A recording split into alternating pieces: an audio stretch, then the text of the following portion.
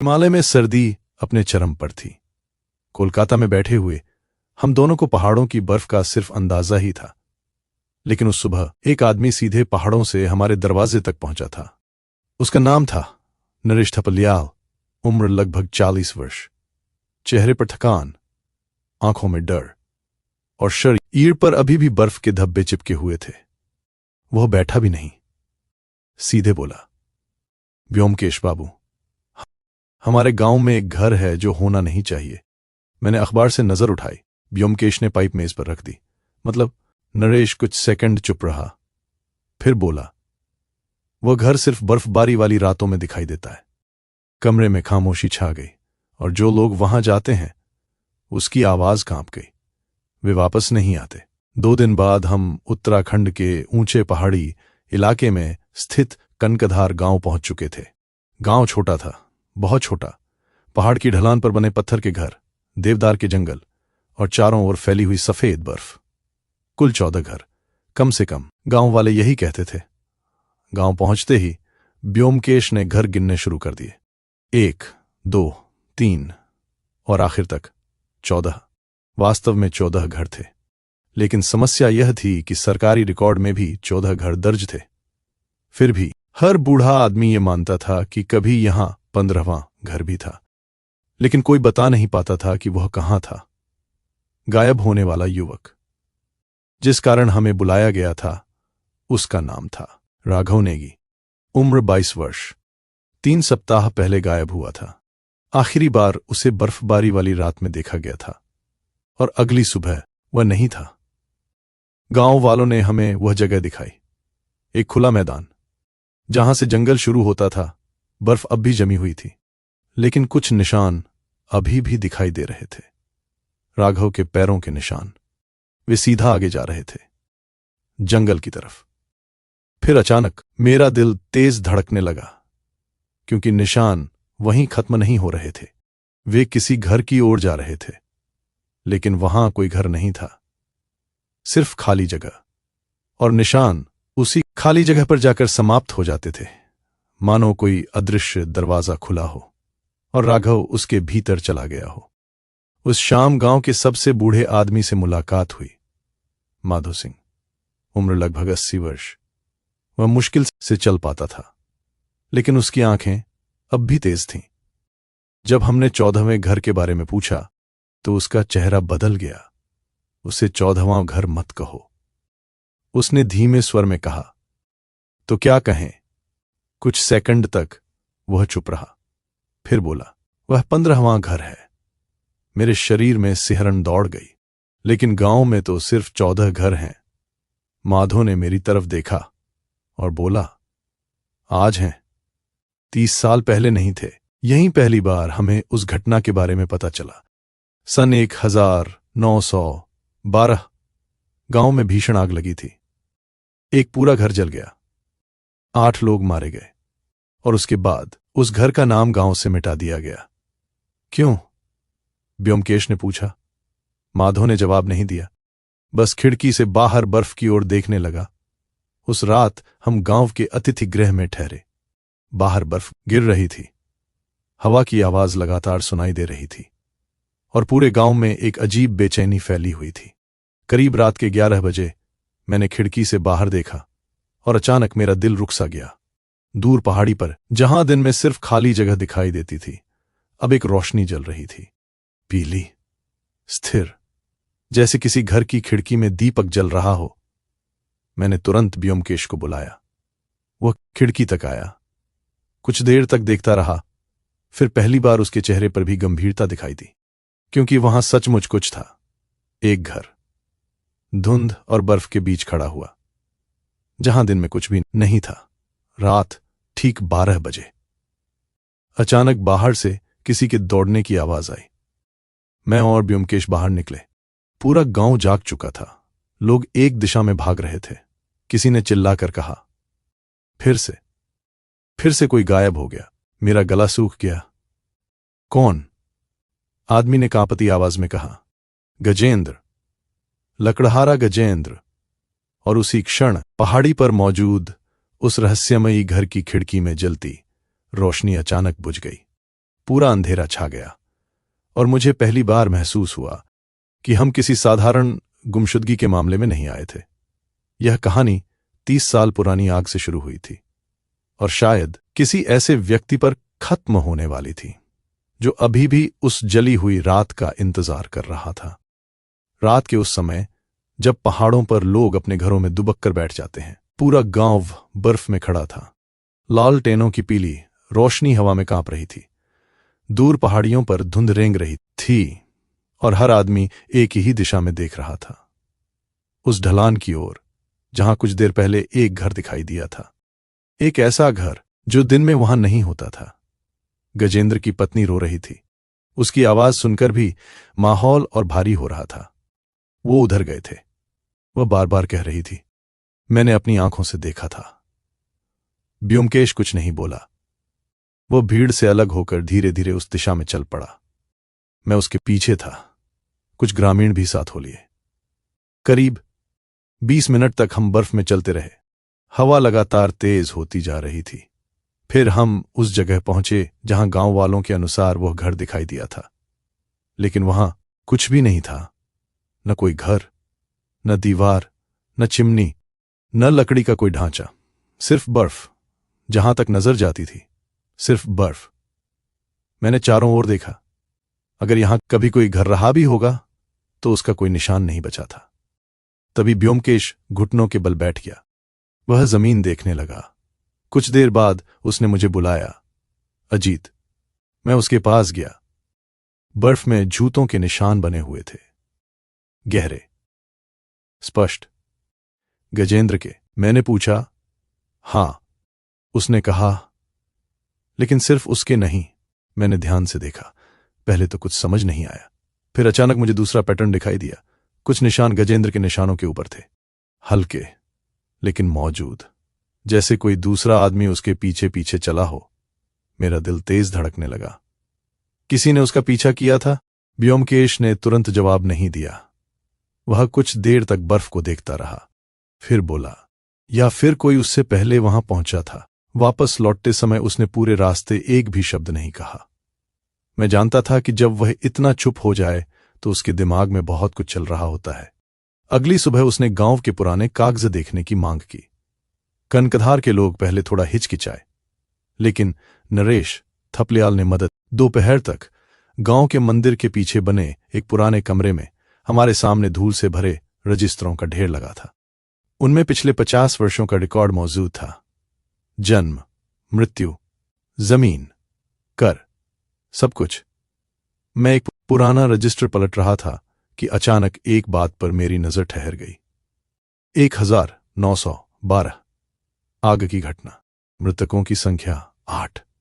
मैंने नीचे नाम पढ़ने शुरू किए।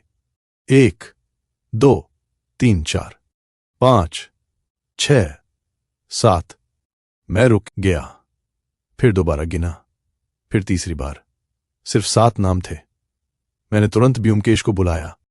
उसने रजिस्टर देखा, कुछ देर तक चुप रहा, फिर मुस्कुराया नहीं, बल्कि उसका चेहरा और गंभीर हो गया। 8वां आदमी कहां गया? उसने धीरे से कहा। उस समय मुझे लगा कि वह खुद से बात कर रहा है, लेकिन बाद में समझ आया यही सवाल पूरे रहस्य की जड़ था। शाम को हम फिर माधो सिंह के घर गए। बूढ़ा दरवाजे के बाहर बैठा था। उसके पीछे बर्फ से ढकी पहाड़ियां दिखाई दे रही थीं। जब ब्योमकेश ने उससे पूछा कि आग में मरा 8वां आदमी कौन था, तो उसके हाथ कांप गए। मैंने साफ देखा, उसकी आंखों में डर उतर आया था। ऐसा डर जो किसी भूत से नहीं, बल्कि किसी याद से पैदा होता है। काफी देर तक वह कुछ नहीं बोला। फिर बहुत धीमी आवाज में कहा, क्यों खोद रहे हो पुरानी राख को? ब्योमकेश शांत रहा, क्योंकि राख के नीचे अक्सर अंगारे बचे होते हैं। माधो ने उसकी ओर देखा, फिर दूर पहाड़ी की तरफ देखने लगा। वही पहाड़ी जहां पर पिछली रात वह रहस्यमयी घर दिखाई दिया था। कुछ सेकंड बाद उसने फुसफुसाकर कहा, 8वां आदमी मरा नहीं था। मेरे शरीर में सिहरन दौड़ गई। क्या? माधो की आवाज और धीमी हो गई। वो आग से बाहर निकल आया था। मैं और ब्योमकेश एक साथ उसकी ओर देखने लगे। फिर माधो ने जवाब दिया। फिर वह गायब हो गया। हवा अचानक और तेज चलने लगी। देवदार के पेड़ झूमने लगे और उसी क्षण मुझे पहली बार लगा कि कनकधार का रहस्य किसी भूतिया घर से नहीं जुड़ा, बल्कि उस आदमी से जुड़ा है जो आधिकारिक रिकॉर्ड में 30 साल पहले मर चुका था। लेकिन शायद वो आज भी जिंदा था। उस रात मैं देर तक सो नहीं पाया। माधो सिंह की बात बार बार दिमाग में घूम रही थी। 8वां आदमी मरा नहीं था। अगर वह सच था तो पूरे गांव ने 30 साल तक झूठ जिया था, और अगर वह झूठ था तो बूढ़ा आदमी इतना डरा हुआ क्यों था? बाहर बर्फ लगातार गिर रही थी। हवा खिड़कियों को हिला रही थी। करीब आधी रात को मेरी आंख लग गई, लेकिन अचानक किसी आवाज से मेरी नींद टूट गई। पहले मुझे लगा कि हवा होगी, फिर आवाज दोबारा आई, इस बार स्पष्ट, जैसे कोई बर्फ पर चल रहा हो। धीरे धीरे, सावधानी से मैं उठकर खिड़की तक गया। बाहर घना अंधेरा था, लेकिन चांद की हल्की रोशनी बर्फ पर पड़ रही थी। और तभी मुझे एक आकृति दिखाई दी। दूर, गांव के आखिरी घर के पास कोई आदमी खड़ा था, पूरी तरह स्थिर, जैसे किसी चीज का इंतजार कर रहा हो। मैंने तुरंत ब्योमकेश को जगाया। वह बिना एक शब्द बोले खिड़की तक आया। कुछ सेकंड तक बाहर देखता रहा, फिर अचानक कोट उठाने लगा। चलो, मैं समझ गया, कुछ होने वाला था। हम दोनों बाहर निकले। ठंडी हवा चेहरे पर चाबुक की तरह लग रही थी। जब तक हम उस जगह पहुंचे, वह आदमी गायब हो चुका था। लेकिन ब्योमकेश सीधे जमीन की ओर देखने लगा। बर्फ पर ताजा निशान बने हुए थे और वे गांव से बाहर की ओर जा रहे थे। हम उन निशानों का पीछा करने लगे।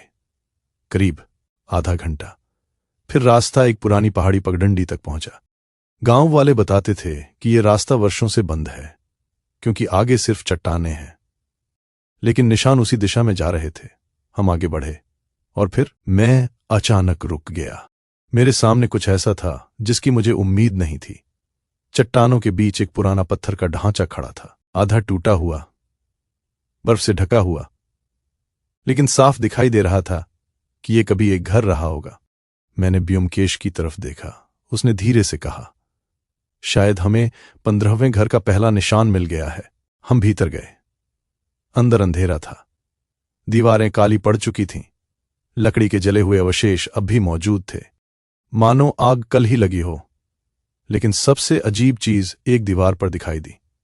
काले धुएं के बीच किसी ने कोयले से एक निशान बनाया था, एक वृत्त, और उसके बीच में एक सीधी रेखा। मैंने उसे पहले कभी नहीं देखा था, लेकिन ब्योमकेश उसे देखते ही रुक गया। तुमने इसे कहीं देखा है? मैंने पूछा। उसने जवाब नहीं दिया, बस उस निशान को घूरता रहा। फिर बोला, हां, कहां? कोलकाता में। मैं चौंक गया। कोलकाता में? एक पुराने मामले में। उसकी आवाज धीमी हो गई। और उस मामले में भी एक आदमी आधिकारिक तौर पर मर चुका था, लेकिन असल में जिंदा निकला था। मेरे शरीर में सिहरन दौड़ गई। अब यह सिर्फ गांव का रहस्य नहीं रहा था, कुछ और भी था, कुछ बड़ा। तभी मेरी नजर फर्श पर पड़ी। बर्फ के नीचे कुछ दबा हुआ था। मैं झुका और धीरे धीरे उसे बाहर निकाला। वह एक पुरानी धातु की डिबिया थी, जंग लगी हुई, भारी। हम उसे लेकर अतिथि गृह लौट आए। सुबह तक ब्योमकेश ने उसे खोलने की कोशिश नहीं की। वह पहले गांव के कुछ लोगों से मिलना चाहता था, विशेषकर उन परिवारों से जिनके लोग आग में मारे गए थे। दोपहर तक एक अजीब बात सामने आई। आग में जिन 7 लोगों के मरने का रिकॉर्ड था, उनके परिवारों में से लगभग हर परिवार का कोई न कोई सदस्य पिछले 10 वर्षों में अचानक गांव छोड़ चुका था।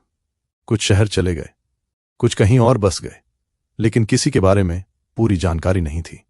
मानो लोग जानबूझकर अपने अतीत से दूरी बना रहे हों। शाम को जब हम वापस लौटे तो नरेश ठपलियाल हमारे कमरे के बाहर खड़ा मिला। उसका चेहरा पीला पड़ा हुआ था। क्या हुआ? मैंने पूछा। उसने कांपते हाथ से एक कागज आगे बढ़ाया। यह मेरे दरवाजे पर मिला है। ब्योमकेश ने कागज खोला। उस पर सिर्फ एक पंक्ति लिखी थी, राख को मत कुरे दो, अगली बर्फबारी से पहले लौट जाओ। कमरे में खामोशी छा गई। मैंने नरेश की ओर देखा। किसने छोड़ा होगा? उसने सिर हिला दिया। उसे कुछ नहीं पता था, लेकिन ब्योमकेश के चेहरे पर एक हल्की मुस्कान आ गई। मैं उसे अच्छी तरह जानता था। जब कोई उसे डराने की कोशिश करता था तब वह और अधिक खतरनाक हो जाता था। उसने धीरे से कागज मोड़ा, जेब में रखा और कहा, अच्छा है। क्या अच्छा है? मैंने पूछा। वह खिड़की से बाहर गिरती बर्फ को देखने लगा, फिर बोला, इसका मतलब है कि हम सही दिशा में जा रहे हैं। उसी रात जब पूरा गांव सो चुका था और बर्फ फिर से गिरने लगी थी, दूर पहाड़ी पर एक बार फिर रोशनी जली। लेकिन इस बार वह एक नहीं थी, दो रोशनियां थीं। और पहली बार उनमें से एक रोशनी धीरे धीरे हिल रही थी, जैसे कोई लॉलटेन लेकर उस घर के भीतर चल रहा हो। मैंने ब्योमकेश की ओर देखा। वह भी वहीं देख रहा था, और उसके चेहरे पर जो भाव थे उन्हें देखकर मुझे यकीन हो गया। अगली रात हम उस घर तक पहुंचने की कोशिश करने वाले थे, और शायद पहली बार उस आदमी के करीब पहुंचने वाले थे जो 30 साल पहले आग में मर चुका था। उस रात कनकधार में कोई साधारण रात नहीं थी। हवा पहले से ज्यादा ठंडी थी, बर्फ लगातार गिर रही थी, और दूर पहाड़ी पर दो रोशनियां अब भी दिखाई दे रही थीं, एक स्थिर, दूसरी चलती हुई, मानो कोई लालटेन लेकर घर के भीतर घूम रहा हो। मैंने कई बार अपनी आंखें मलकर देखा, लेकिन दृश्य वही था। वहां सचमुच कोई था, ऐसी जगह जहां दिन में कोई घर मौजूद नहीं होता था। चलेंगे? मैंने पूछा। ब्योमकेश कुछ क्षण तक खिड़की से बाहर देखता रहा, फिर धीरे से बोला, अभी। हमने भारी कोट पहने, लालटेन उठाई और बिना किसी को बताए अतिथि गृह से निकल पड़े। पूरा गांव सो रहा था, सिर्फ हवा की आवाज सुनाई दे रही थी। जब हम उस ढलान की ओर बढ़े तो मुझे बार बार ऐसा लग रहा था जैसे कोई हमें देख रहा हो। कई बार पीछे मुड़कर देखा, लेकिन वहां सिर्फ बर्फ थी और अंधेरा। करीब 40 मिनट बाद हम उस जगह पहुंचे जहां से रोशनी दिखाई देती थी, लेकिन जैसे ही हम करीब पहुंचे मेरा दिल बैठ गया। वहां फिर कुछ नहीं था, न घर, न खिड़की, न रोशनी, सिर्फ सफेद बर्फ। मैं अविश्वास से खड़ा रह गया। यह असंभव है, मैं बुदबुदाया। ब्योमकेश झुका, उसने जमीन को ध्यान से देखना शुरू किया। फिर अचानक उसकी आंखें सिकुड़ गईं। अजीत, मैं उसके पास गया। बर्फ पर ताजा पैरों के निशान बने हुए थे, दो अलग अलग लोगों के, एक भारी जूतों वाले, दूसरे हल्के। लेकिन सबसे अजीब बात यह थी कि दोनों निशान एक ही जगह जाकर समाप्त हो रहे थे, मानो लोग हवा में गायब हो गए हों। मैंने चारों ओर देखा, फिर अचानक मेरी नजर एक चट्टान पर पड़ी। उसकी सतह बाकी चट्टानों से अलग थी, उस पर बर्फ कम जमी थी और किनारों पर हल्की घिसावट दिखाई दे रही थी। ब्योमकेश सीधे उसकी ओर बढ़ा। उसने हाथ फेर कर देखा, फिर जोरों से धक्का दिया। पहले कुछ नहीं हुआ, फिर एक भारी आवाज आई और चट्टान का एक हिस्सा धीरे धीरे खिसक गया। मेरी सांस रुक गई। उसके पीछे एक संकरा रास्ता था, पत्थरों के बीच छिपा हुआ, इतना कुशलता से कि दिन में भी शायद किसी की नजर न पड़े। तो घर गायब नहीं होता, मैंने कहा। नहीं, ब्योमकेश बोला, बस छिप जाता है। हम दोनों उस रास्ते के भीतर घुस गए। करीब 10 मिनट तक वह सुरंग पहाड़ के अंदर जाती रही। हवा ठंडी और भारी होती जा रही थी। फिर अचानक रास्ता खुल गया और जो मैंने देखा उसने मेरी रीढ़ में सिहरन दौड़ा दी। पहाड़ के दूसरी ओर एक छोटा सा मैदान, चारों तरफ ऊंची चट्टानें थीं, इसलिए बाहर से वह जगह दिखाई ही नहीं देती थी। और उसके बीचों बीच एक घर खड़ा था, पुराना, पत्थर का, काले रंग का, और उसकी खिड़की में वही पीली रोशनी जल रही थी। 15वां घर। मैं पहली बार उसे अपनी आंखों से देख रहा था। घर बिल्कुल शांत था, न कोई आवाज, न कोई हलचल, लेकिन किसी के होने का एहसास साफ। ब्योमकेश धीरे धीरे आगे बढ़ा। मुख्य दरवाजा आधा खुला हुआ था। उसने दरवाजे को हल्का सा धक्का दिया। दरवाजा चरमराया और भीतर का अंधेरा हमारे सामने खुल गया। घर के अंदर धूल जमी हुई थी, लेकिन पूरी तरह नहीं। कुछ जगहों पर साफ निशान थे, जैसे हाल ही में कोई वहां आया हो। कमरे के बीच में एक लकड़ी की मेज रखी थी, उस पर एक लॉलटेन जल रही थी और उसके पास एक कागज पड़ा। ब्योमकेश ने उसे उठाया। मैंने उसके कंधे के ऊपर से पढ़ा। उस पर सिर्फ एक वाक्य लिखा था, तुम 30 साल देर से आए हो। मेरे शरीर में ठंड दौड़ गई। किसी को पता था कि हम यहां आएंगे।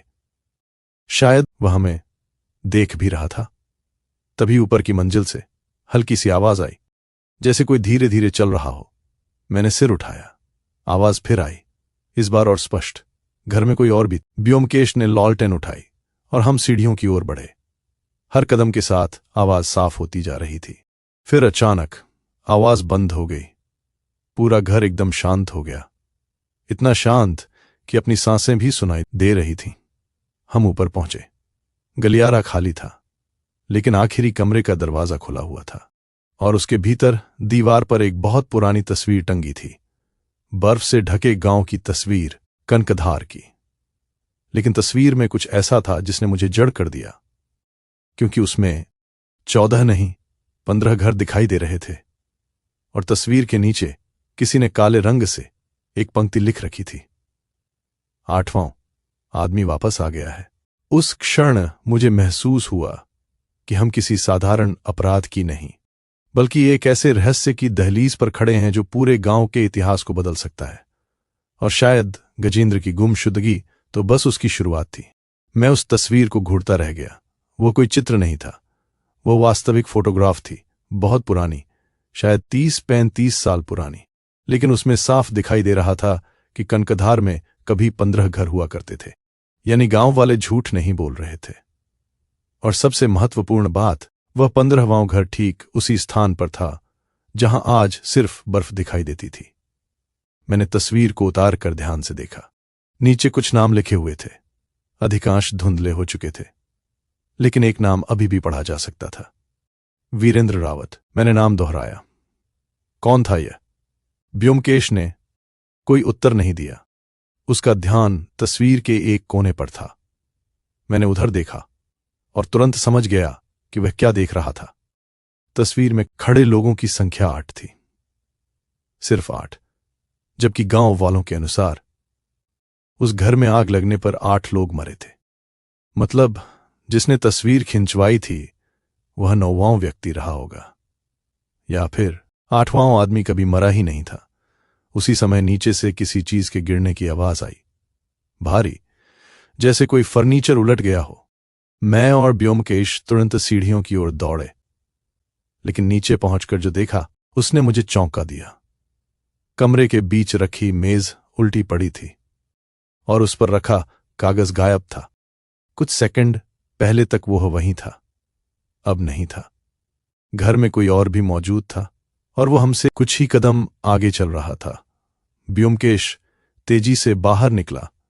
मैं उसके पीछे भागा, लेकिन बाहर मैदान खाली था, सिर्फ बर्फ, और उसी बर्फ पर ताजा पैरों के निशान।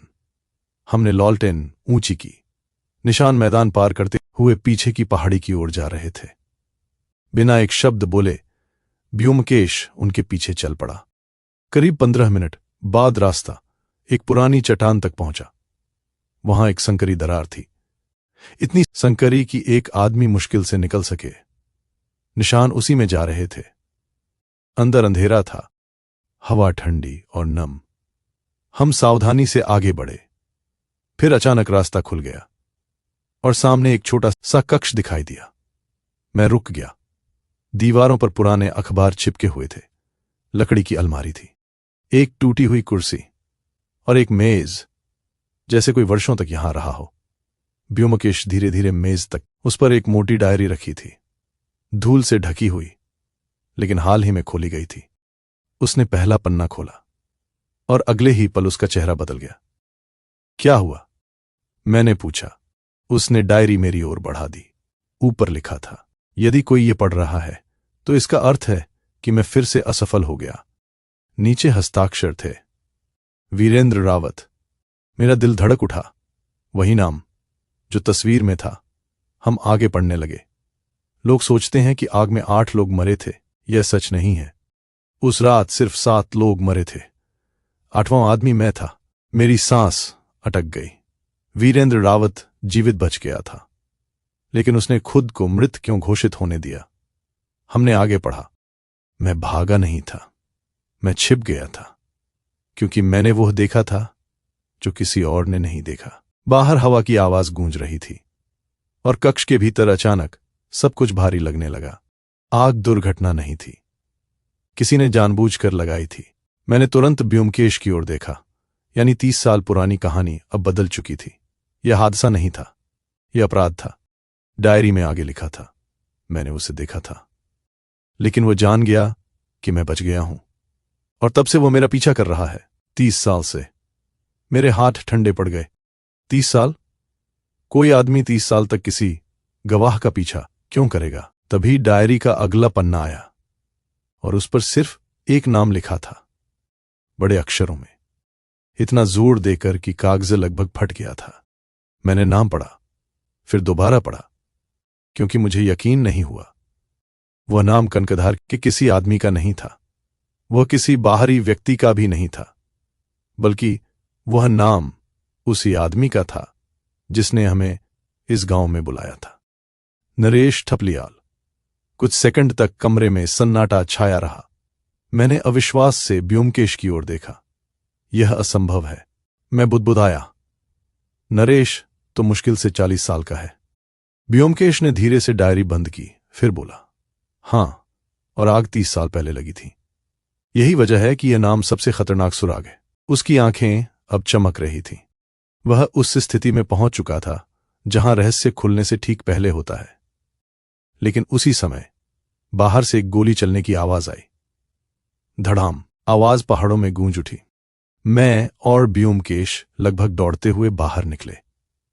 बर्फ पर ताजा कदमों के निशान दिखाई दे रहे थे, और दूर 15वें घर की दिशा में एक आदमी भागता हुआ दिखाई दिया। उसके हाथ में लालटेन थी, और पहली बार मुझे साफ महसूस हुआ कि हम उस व्यक्ति के बहुत करीब पहुंच चुके थे जो 30 साल से कनकधार को अपने डर के साए में जीने पर मजबूर कर रहा था। गोली की आवाज पूरे पहाड़ में गूंज रही थी। कुछ क्षण तक मैं समझ ही नहीं पाया कि गोली चली कहां से थी, लेकिन ब्योमकेश एक पल भी नहीं रुका। वह सीधे उस दिशा में दौड़ पड़ा जहां हमने लॉलटेन लिए उस आदमी को भागते देखा था। मैं उसके पीछे भागा। बर्फ घुटनों तक जमी हुई थी, ठंडी हवा फेफड़ों को चीर रही थी, लेकिन उस समय हमारे पास रुकने का कोई कारण नहीं था, क्योंकि पहली बार ऐसा लग रहा था कि रहस्य खुद हमारे सामने भाग रहा है। करीब 10 मिनट तक हम उस आदमी का पीछा करते रहे। कभी उसकी लॉलटेन दिखाई देती, कभी धुंध में गायब हो जाती। फिर अचानक लॉलटेन की रोशनी बुझ गई। पूरा पहाड़ अंधेरे में डूब गया। मैं वहीं रुक गया। सांसें तेज चल रही थीं, लेकिन ब्योमकेश आगे बढ़ता रहा। तभी उसकी आवाज आई, अजीत, इधर आओ। मैं दौड़कर उसके पास पहुंचा, और अगले ही पल मेरे पैरों तले जमीन खिसक गई। बर्फ पर एक आदमी पड़ा था, औंधे मुंह, निश्चल। उसके कंधे के पास खून फैला हुआ था। मैं झुक गया, उसे पलटकर देखा, और स्तब्ध रह गया। वह नरेश थपलियाल था, वही आदमी जो हमें कोलकाता से यहां लाया था। उसकी जैकेट खून से भीग चुकी थी, लेकिन वह अभी जिंदा था। बहुत मुश्किल से उसने आंखें खोलीं, होंठ कांपे, और बहुत धीमी आवाज में कहा, वो वापस आ गया है। कौन? ब्योमकेश झुक गया, लेकिन नरेश ने जवाब नहीं दिया। उसकी चेतना फिर खो गई। हम उसे किसी तरह गांव वापस लेकर आए। गांव का वैद्य बुलाया गया। गोली कंधे को छूकर निकली थी। जान बच सकती थी, लेकिन वह कई घंटों तक होश में नहीं आने वाला था। उस रात पूरा गांव जाग रहा था। अब मामला सिर्फ गुमशुदगी का नहीं रहा था, किसी ने गोली चलाई थी, यानी अपराधी अब घबराने लगा था। और यही बात ब्योमकेश को सबसे ज्यादा दिलचस्प लग रही थी। सुबह होने से पहले उसने मुझे जगाया। उसकी आंखों में वही चमक थी जो किसी बड़े सुराग के मिलने पर आती थी। अजीत? हां। कल डायरी में जो नाम था। नरेश? हां। तो? वह खिड़की के बाहर देखने लगा। कुछ सेकंड बाद बोला, डायरी लिखे जाने के समय नरेश की उम्र लगभग 10 साल रही होगी। सही। तो फिर वीरेंद्र ने उसका नाम क्यों लिखा? मैं चुप रहा। यही सवाल मेरे मन में भी था। ब्योमकेश धीरे धीरे बोला, क्योंकि शायद वह नरेश का नाम नहीं लिख रहा था। मेरी भौहें सिकुड़ गईं। मतलब वह रुका। शायद वह किसी और का नाम लिख रहा था, जो बाद में नरेश कहलाया। मेरे शरीर में सिहरन दौड़ गई। पहली बार मुझे एहसास हुआ कि यह रहस्य सिर्फ एक पुराने अपराध का नहीं, बल्कि पहचान बदलने का भी हो सकता है। उसी दोपहर एक और घटना हुई।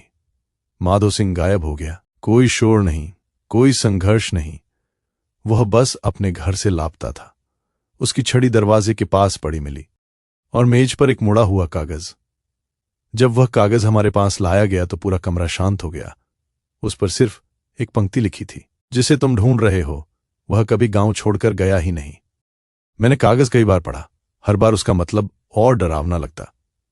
अगर वो आदमी कभी गांव छोड़कर गया ही नहीं तो वो पिछले 30 साल से यहीं था, यहीं कनकधार में, हम सबके बीच। शाम को ब्योमकेश अकेले निकल गया। वह पूरे गांव का नक्शा बना रहा था। हर घर, हर रास्ता, हर परिवार, हर रिश्ते का हिसाब। मैंने देखा कि वो बार बार एक ही जगह लौट रहा था, गांव के सबसे पुराने कुएं के पास। पहले मुझे समझ नहीं आया, फिर उसने मुझे बुलाया, यहां देखो। मैंने कुएं के पीछे की दीवार देखी। उस पर पुराने नाम खुदे हुए थे, शायद वर्षों पहले गांव के युवकों ने बनाए होंगे। ज्यादातर नाम मिट चुके थे, लेकिन एक नाम अब भी पढ़ा जा सकता था, वीरेंद्र। और उसके ठीक नीचे बहुत बाद में किसी और ने एक दूसरा नाम उकेरा था, विनोद। ब्योमकेश कुछ देर तक दोनों नामों को देखता रहा, फिर बोला, मुझे लगता है कि हमें दो लोगों की तलाश नहीं करनी चाहिए। क्यों? क्योंकि शायद ये दोनों एक ही आदमी हैं। मेरे हाथ ठंडे पड़ गए। अगर यह सच था तो वीरेंद्र रावत शायद कभी मरा नहीं। उसने अपनी पहचान बदली और 30 साल तक गांव में ही रहा। लेकिन क्यों? और सबसे बड़ा सवाल, वह अब कौन था?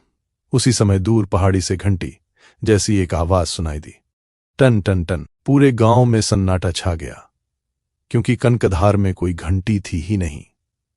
और फिर धुंध के बीच दूर पहाड़ी पर 15वें घर की खिड़की में फिर रोशनी जल उठी। लेकिन इस बार रोशनी के सामने एक परछाई खड़ी थी, स्पष्ट, स्थिर। और पहली बार ऐसा लग रहा था जैसे वो सीधे हमारी ओर देख रही हो। उस क्षण मुझे महसूस हुआ कि खेल बदल चुका है। अब हम किसी छिपे हुए आदमी को नहीं खोज रहे थे, बल्कि वह आदमी हमें अपनी तरफ बुला रहा था। उस रात कनकधार में कोई नहीं सोया। पहाड़ी पर खड़ी वह परछाई पूरे गांव की चर्चा बन चुकी थी। कुछ लोग कह रहे थे कि वह वीरेंद्र रावत है, कुछ का मानना था कि वह 15वें घर का श्राप है, और कुछ लोग इतने डरे हुए थे कि उन्होंने अपने घरों के दरवाजे तक बंद कर लिए। लेकिन ब्योमकेश इन बातों पर ध्यान नहीं दे रहा था। उसकी दिलचस्पी सिर्फ एक चीज में थी, वह परछाई हमें दिखाई क्यों दी? अगर कोई 30 साल तक छिपा रह सकता है तो अचानक खुद को दिखाने की गलती क्यों करेगा? यही सवाल उसे परेशान कर रहा था। अगली सुबह उसने एक अजीब फैसला लिया। वह सीधे नरेश थपलियाल के घर पहुंचा। नरेश अभी भी घायल था। गोली के कारण वह बिस्तर से उठ नहीं पा रहा था। कमरे में उसकी पत्नी बैठी थी और एक पुराना लकड़ी का संदूक कोने में रखा था। ब्योमकेश की नजर उसी पर टिक गई। यह किसका है? उसने पूछा। नरेश की पत्नी ने जवाब दिया, नरेश के पिता का। खोल सकते हैं? महिला कुछ पल झिझकी, फिर चाबी लाकर दे दी। संदूक खुलते ही धूल की गंध पूरे कमरे में फैल गई। उसमें पुराने कपड़े, कुछ कागज, कुछ तस्वीरें और एक पुरानी डायरी रखी थी। मैंने उसे उठाया। डायरी के पहले पन्ने पर लिखा था, विनोद थपलियाल। मैंने तुरंत ब्योमकेश की ओर देखा। वही नाम जो कल कुएं के पीछे उकेरा हुआ मिला था। ब्योमकेश ने डायरी खोली। पहले कई पन्ने सामान्य थे, खेती, मौसम, गांव की बातें। फिर अचानक लिखावट बदल गई, मानो लेखक किसी भय में जी रहा हो। एक जगह लिखा था, वह अब भी यहीं है। मैंने उसे अपनी आंखों से देखा, लेकिन कोई मेरी बात पर विश्वास नहीं करेगा। कमरे में सन्नाटा छा गया। हम आगे पढ़ने लगे। जिस आदमी को लोग वीरेंद्र समझते हैं, वह वीरेंद्र नहीं है। मेरे हाथ ठंडे पड़ गए। मैंने ब्योमकेश की तरफ देखा। उसकी आंखें अब तेजी से पंक्तियां पढ़ रही थीं। फिर एक और वाक्य आया, अगर मैं मर जाऊं तो पुराने पुल के नीचे देखना। ब्योमकेश ने तुरंत डायरी बंद कर दी। चलो, अभी अभी। उसकी आवाज में ऐसी दृढ़ता थी कि मैं कोई सवाल नहीं कर पाया। पुराना पुल गांव से लगभग 1 किलोमीटर दूर था, देवदार के जंगल के बीच। उसके नीचे एक संकरी नदी बहती थी। जब हम वहां पहुंचे तो मुझे समझ नहीं आया कि हम क्या ढूंढ रहे हैं, लेकिन ब्योमकेश सीधे पुल के खंबे के पास गया। वहां पत्थरों के बीच कुछ दबा हुआ था। किसी ने जानबूझकर छिपाया था। काफी कोशिश के बाद हमने उसे बाहर निकाला। वह एक लोहे का डिब्बा था, जंग लगा हुआ, भारी। उस पर ताला नहीं था, लेकिन ढक्कन कसकर बंद था। जब वह खुला तो मेरे शरीर में सिहरन दौड़ गई। अंदर पुरानी तस्वीरें थीं और कुछ पत्र। ब्योमकेश ने सबसे ऊपर वाली तस्वीर उठाई। मैंने भी देखा और अगले ही पल मेरी सांस अटक गई। तस्वीर 1912 की आग से पहले की थी। उसमें 15वें घर के सामने खड़े लोग दिखाई दे रहे थे, लेकिन इस बार कुछ अलग था। मैंने लोगों को गिनना शुरू किया। 1, 2, 3, 4, 5, 6, 7, 8, 9। मैं रुक गया। 9। मैं बुदबुदाया। आग में तो 8 लोगों के होने की बात कही गई थी। फिर यह 9वां आदमी कौन था? ब्योमकेश तस्वीर को बहुत ध्यान से देख रहा था। फिर उसने तस्वीर के पीछे लिखा हुआ नाम पढ़ा और पहली बार उसके चेहरे पर वास्तविक आश्चर्य दिखाई दिया। मैंने पूछा, क्या लिखा है? उसने धीरे से तस्वीर मेरी ओर बढ़ा दी। पीछे सिर्फ 3 शब्द लिखे थे, मेरा जुड़वां भाई। मेरे हाथ कांप गए। जुड़वां? ब्योमकेश ने धीरे से सिर हिलाया। अब पहली बार तस्वीर साफ होने लगी थी। शायद वीरेंद्र अकेला नहीं था, शायद कोई और भी था जो बिल्कुल उसी जैसा दिखता था। और यदि ऐसा था तो पिछले 30 सालों में लोग जिसे वीरेंद्र समझते रहे, वह वास्तव में कोई और हो सकता था। उसी समय जंगल की दिशा से एक चीख सुनाई दी, इतनी तेज कि पूरे पहाड़ में गूंज उठी। मैं और ब्योमकेश दोनों एक साथ मुड़े। चीख उसी दिशा से आई थी जहां 15वां घर था। और न जाने क्यों मुझे अचानक महसूस हुआ कि हम एक और लाश देखने वाले हैं, क्योंकि जब कोई पुराना रहस्य खुलने लगता है तो उसका सबसे खतरनाक हिस्सा हमेशा अंत में सामने आता है। चीख इतनी भयावह थी कि कुछ क्षणों के लिए मैं वहीं जम गया। देवदार के जंगलों में आवाज कई बार गूंजती, लेकिन यह वैसी नहीं थी। यह किसी ऐसे आदमी की चीख थी जिसने आखिरी क्षण में कुछ ऐसा देख लिया हो जिसकी उसने कल्पना भी न की हो। ब्योमकेश पहले ही दौड़ चुका था। मैं उसके पीछे भागा। बर्फ अब और तेज गिरने लगी थी। जंगल के भीतर दृश्यता बहुत कम थी। पेड़ों की काली परछाइयां धुंध में अजीब आकार बना रही थीं। करीब 10 मिनट बाद हम उस जगह पहुंचे जहां से आवाज आई थी, और वहां जो देखा उसने मेरा खून जमा दिया। एक आदमी बर्फ पर पड़ा था, पीठ के बल, आंखें खुली हुई, चेहरे पर आतंक, मानो मरने से पहले उसने किसी भयानक चीज को देखा हो। मैं उसके पास झुका और तुरंत पहचान गया। वो माधो सिंह था, गांव का वही बूढ़ा जो 2 दिन पहले गायब हुआ था। मैंने उसकी कलाई पकड़ी। सब खत्म हो चुका था। माधो मर चुका था। लेकिन सबसे विचित्र बात कुछ और थी। उसके शरीर पर कोई घाव नहीं था, न गोली, न चाकू, न संघर्ष का कोई निशान, कुछ भी नहीं। ब्योमकेश उसके चेहरे को ध्यान से देखने लगा। फिर उसने धीरे से माधो की मुट्ठी खोली। अंदर एक कागज का छोटा सा टुकड़ा था, मुड़ा हुआ, भीगा हुआ। उस पर कांपते हाथों से सिर्फ एक शब्द लिखा गया था, 2। मैंने अविश्वास से कागज देखा। बस इतना ही, सिर्फ 2, उससे ज्यादा कुछ नहीं। माधो शायद मरने से पहले कुछ लिखना चाहता था, लेकिन पूरी बात लिख नहीं पाया। हम शव को गांव वापस ले आए और उसी रात पूरा कनकधार फिर डर से भर गया। अब तक 2 आदमी गायब हो चुके थे। एक बूढ़ा मर चुका था, गोली चल चुकी थी, और 15वां घर हर रात दिखाई देने लगा था। लेकिन सबसे ज्यादा परेशान ब्योमकेश था, क्योंकि माधो का लिखा हुआ वह एक शब्द उसे बार बार सोचने पर मजबूर कर रहा था। 2, उसका मतलब क्या था?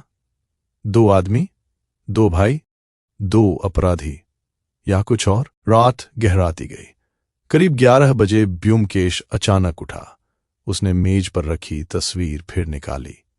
वही तस्वीर जिसमें 15वें घर के सामने 9 लोग खड़े थे। उसने लालटेन की रोशनी तस्वीर पर डाली, फिर बहुत देर तक उसे देखता रहा। अचानक वह एकदम सीधा बैठ गया। उसकी आंखों में चमक आ गई। अजीत, क्या हुआ? उसने तस्वीर मेरी ओर बढ़ा दी। इन्हें ध्यान से देखो। मैंने देखा। पहले कुछ समझ नहीं आया, फिर अचानक मेरी सांस अटक गई। तस्वीर में खड़े दो आदमी बिल्कुल एक जैसे दिख रहे थे, एक जैसे चेहरे, एक जैसा कद। मैंने फिर तस्वीर को करीब से देखा। अब कोई संदेह नहीं था, वे जुड़वां थे, यानी तस्वीर के पीछे लिखा हुआ कि सच था। मेरा जुड़वां भाई। कमरे में सन्नाटा छा गया।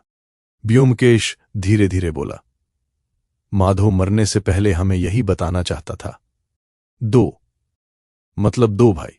मेरे शरीर में सिहरन दौड़ गई। अब पहली बार ऐसा लग रहा था कि कहानी की जड़ तक हम पहुंच रहे हैं। लेकिन तभी दरवाजे पर जोर की दस्तक हुई। धड़ाम धड़ाम धड़ाम। मैं चौंक कर खड़ा हो गया। इतनी रात को कौन हो सकता था? व्योमकेश ने दरवाजा खोला। बाहर गांव का एक युवक खड़ा था। सांस फूली हुई, चेहरा सफेद, डर से कांपता हुआ वह मुश्किल से बोल पाया, व्योमकेश बाबू। क्या हुआ? युवक ने कांपती आवाज में कहा। 15वें घर में रोशनी जल रही है। मैंने कहा, वह तो हर रात जलती है। युवक ने सिर हिलाया, फिर बोला, लेकिन इस बार। उसकी आवाज टूट गई। इस बार खिड़की में कोई खड़ा है। तो वह आदमी नहीं है। मेरे शरीर में सिहरन दौड़ गई। फिर युवक ने कांपते हुए कहा, वह गजेंद्र है। कमरे में एकदम सन्नाटा छा गया। गजेंद्र, वही आदमी जो सबसे पहले गायब हुआ था, जिसे पूरा गांव मृत मान चुका था। अगर वह सचमुच वहां था तो इसका मतलब था कि या तो वह जीवित था या फिर कोई जानबूझकर हमें उस घर तक बुलाना चाहता था। व्योमकेश ने कोट उठाया, लालटेन जलाई और दरवाजे की ओर बढ़ गया। मैं समझ गया, आज रात हम 15वें घर में फिर जाने वाले थे और शायद इस बार वह आदमी हमारा इंतजार कर रहा था। हम तीनों बिना समय गंवाए बाहर निकल पड़े। बर्फ पहले से कहीं ज्यादा तेज गिर रही थी। हवा इतनी ठंडी थी कि सांस लेते समय फेफड़ों में दर्द हो रहा था। लेकिन उस समय मेरे दिमाग में सिर्फ एक बात घूम रही थी, अगर खिड़की में सचमुच गजेंद्र खड़ा था तो पिछले 3 हफ्तों से वह कहां था? पूरा गांव अब जाग चुका था। कई लोग अपने घरों के बाहर खड़े थे, लेकिन कोई भी 15वें घर की दिशा में जाने की हिम्मत नहीं कर रहा था। सब दूर से देख रहे थे, डरे हुए, सहमे हुए, और शायद उम्मीद कर रहे थे कि हम लौटकर कोई जवाब लेकर आएं। करीब आधे घंटे बाद हम फिर उस गुप्त रास्ते तक पहुंच गए। चट्टान सरकाई गई, सुरंग खुली और हम भीतर घुस गए। इस बार मुझे ऐसा लग रहा था जैसे कोई हमारी प्रतीक्षा कर रहा हो, जैसे हम किसी जाल की ओर बढ़ रहे हों। जब हम दूसरी तरफ निकले तो मैं कुछ सेकंड के लिए रुक गया। 15वां घर हमारे सामने था और उसकी ऊपरी मंजिल की खिड़की में सचमुच कोई खड़ा था, स्थिर, निश्चल, हिल भी नहीं रहा था, सिर्फ हमें देख रहा था। मेरे हाथों की उंगलियां ठंडी पड़ गईं, क्योंकि दूर से भी मैं पहचान सकता था वह गजेंद्र जैसा दिख रहा था, बिल्कुल गजेंद्र जैसा। व्योमकेश बिना रुके घर की ओर बढ़ता गया। मुख्य दरवाजा इस बार पूरी तरह खुला था, जैसे किसी ने जानबूझकर हमारा स्वागत किया हो। हम भीतर दाखिल हुए। नीचे का कमरा खाली था, मेज, कुर्सियां, लालटेन, सब कुछ पहले जैसा। लेकिन ऊपर से कदमों की आवाज आ रही थी, धीमी, नपी तुली, जैसे कोई जानता हो कि हम आ चुके हैं। हम सीढ़ियां चढ़ने लगे। हर कदम के साथ मेरा दिल तेज धड़क रहा था। फिर हम उस कमरे के सामने पहुंचे जिसकी खिड़की में वो आकृति दिखाई दे रही थी। दरवाजा आधा खुला था। व्योमकेश ने उसे धक्का दिया और अगले ही क्षण मैं स्तब्ध रह गया। कमरे के बीचों बीच एक आदमी खड़ा था, पीठ हमारी तरफ, खिड़की के सामने, बर्फ को देखता हुआ। गजेंद्र। मेरे मुंह से अनायास निकला। आदमी धीरे धीरे मुड़ा और मेरा खून जम गया। वह सचमुच गजेंद्र था, या कम से कम उसका चेहरा गजेंद्र जैसा था। लेकिन उसकी आंखें वे गजेंद्र की नहीं थीं। उनमें एक अजीब ठंडापन था, एक ऐसी शांति जो सामान्य इंसान में नहीं होती। कुछ सेकंड तक कमरे में कोई कुछ नहीं बोला। फिर वो आदमी मुस्कुराया, बहुत हल्के से, और बोला, तुम्हें आने में देर हो गई व्योमकेश। मैं अवाक रह गया। उसने सीधे व्योमकेश का नाम लिया था। मतलब वो पहले से जानता था कि हम कौन हैं। व्योमकेश का चेहरा बिल्कुल शांत था। तुम गजेंद्र नहीं हो, उसने कहा। आदमी की मुस्कान थोड़ी और गहरी हो गई। बहुत जल्दी समझ गए, क्योंकि गजेंद्र की ऊंचाई तुमसे 2 इंच कम थी। कमरे में सन्नाटा छा गया। मैंने ध्यान से देखा। सचमुच गजेंद्र की तुलना में यह आदमी थोड़ा लंबा था। इतना कम अंतर कि शायद कोई सामान्य व्यक्ति ध्यान ही न देता। लेकिन व्योमकेश ने देख लिया था। आदमी धीरे धीरे खिड़की से हटकर कमरे के बीच आ गया। तो फिर बताओ, उसने कहा। मैं कौन हूं? व्योमकेश कुछ क्षण उसे देखता रहा, फिर बोला, मुझे अभी पूरा यकीन नहीं, लेकिन इतना जानता हूं कि तुम्हारा संबंध वीरेंद्र रावत से है। पहली बार उस आदमी की मुस्कान गायब हुई, बस एक पल के लिए। लेकिन मैंने देख लिया, वह नाम उसके लिए महत्वपूर्ण था, बहुत महत्वपूर्ण। तभी अचानक नीचे से किसी चीज के टूटने की आवाज आई। धड़ाम। हम तीनों एक साथ चौंके और उसी क्षण कमरे की बत्ती बुझ गई। पूरा अंधेरा, घना, संपूर्ण। मैंने तुरंत लालटेन उठाने की कोशिश की, लेकिन देर हो चुकी थी। मेरे पास से कोई तेजी से गुजरा। दरवाजा धड़ाम से बंद हुआ। फिर कदमों की आवाज, भागते हुए कदम।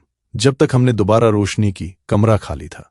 वह आदमी गायब हो चुका था, लेकिन इस बार वह कुछ छोड़ गया था। फर्श पर एक पुरानी चांदी की घड़ी पड़ी थी। व्योमकेश ने उसे उठाया। घड़ी के पीछे कुछ खुदा हुआ था। उसने लालटेन की रोशनी उसमें डाली और पहली बार उसके चेहरे पर वास्तविक आश्चर्य दिखाई दिया। क्या हुआ? मैंने पूछा। उसने घड़ी मेरी ओर बढ़ा दी। पीछे सिर्फ एक तारीख खुदी हुई थी, जनवरी 17, 1912। वही तारीख जिस रात 15वें घर में आग लगी थी। लेकिन उसके नीचे जो नाम लिखा था, उसे पढ़कर मेरी सांस रुक गई, क्योंकि वह नाम वीरेंद्र रावत का नहीं था। उस पर लिखा था विक्रम रावत। मैंने अविश्वास से व्योमकेश की ओर देखा। विक्रम? व्योमकेश धीरे धीरे बोला। अब समझ आया, तस्वीर में जो जुड़वां भाई था, उसका नाम विक्रम था।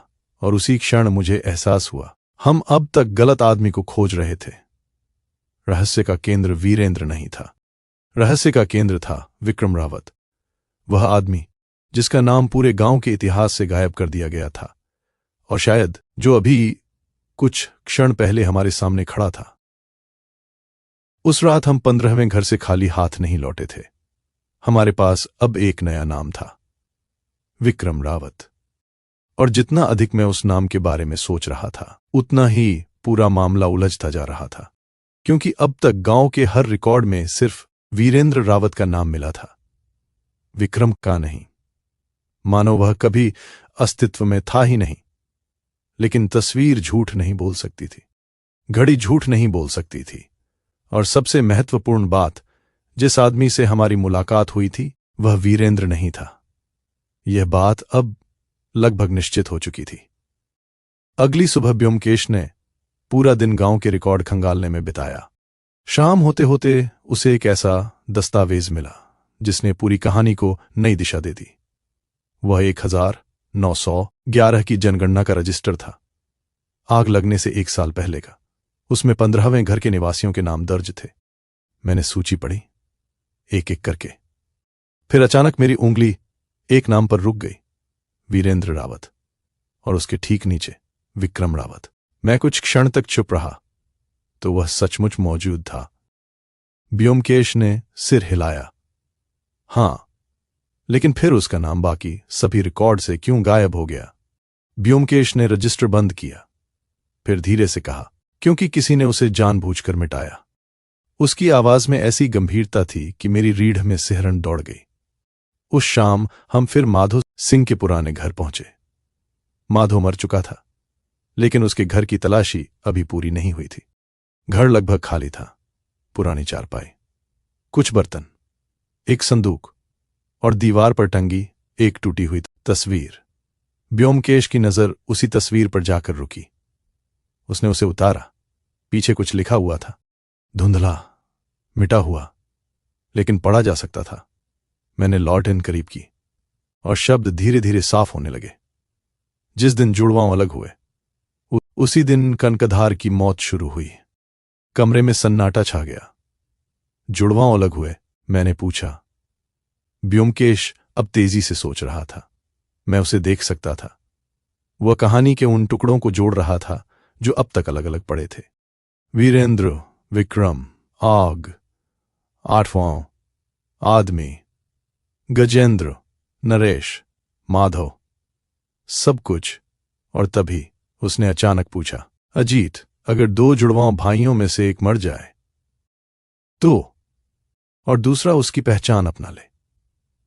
मेरे शरीर में बिजली दौड़ गई। तुम कहना क्या चाहते हो? ब्योमकेश ने कोई उत्तर नहीं दिया, लेकिन उसकी आंखों में वह चमक लौट आई थी, वही चमक जो उसे किसी बड़े खुलासे से ठीक पहले आती थी। उसी रात एक और घटना हुई। नरेश थपलियाल को होश आ गया। जब हमें खबर मिली तो हम तुरंत उसके घर पहुंचे। वह बिस्तर पर लेटा हुआ था, कमजोर लेकिन होश में। ब्योमकेश उसके पास बैठ गया। गोली किसने चलाई थी? नरेश ने कुछ सेकंड तक चुप रहकर सोचा, फिर बोला, मैंने चेहरा नहीं देखा, लेकिन आवाज पहचानी थी। कमरे में खामोशी छा गई। किसकी? नरेश की आंखें कांपने लगीं, जैसे वह जवाब देने से डर रहा हो।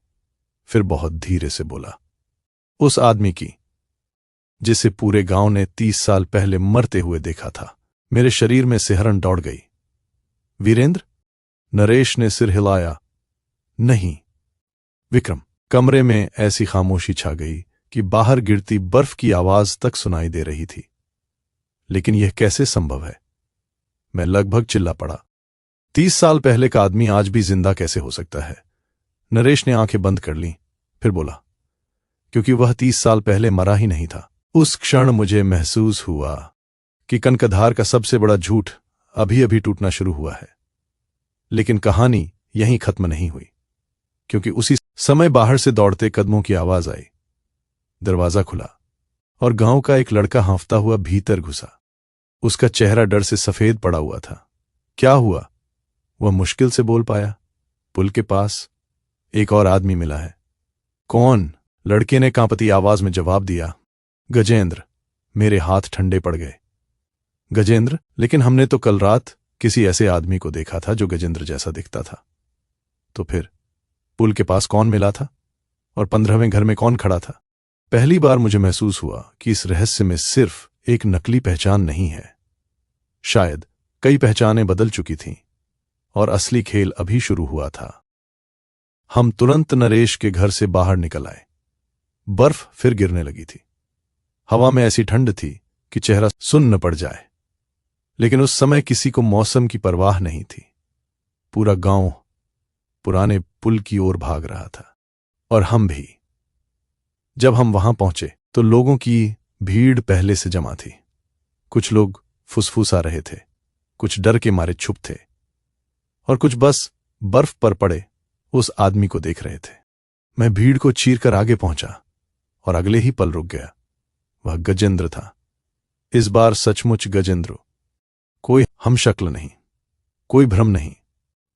वही चेहरा, वही दाढ़ी, वही कपड़े जो उसके गायब होने वाली रात पहने गए थे। लेकिन सबसे अजीब बात यह थी कि वह मरा नहीं था, वह जीवित था, बेहोश, बहुत कमजोर, लेकिन जीवित।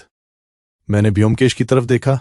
उसकी आंखों में पहली बार राहत की झलक थी, क्योंकि अब हमारे पास ऐसा आदमी था जो बता सकता था कि उसके साथ हुआ क्या था। गजेंद्र को गांव वापस लाया गया। वैद्य ने उसकी जांच की।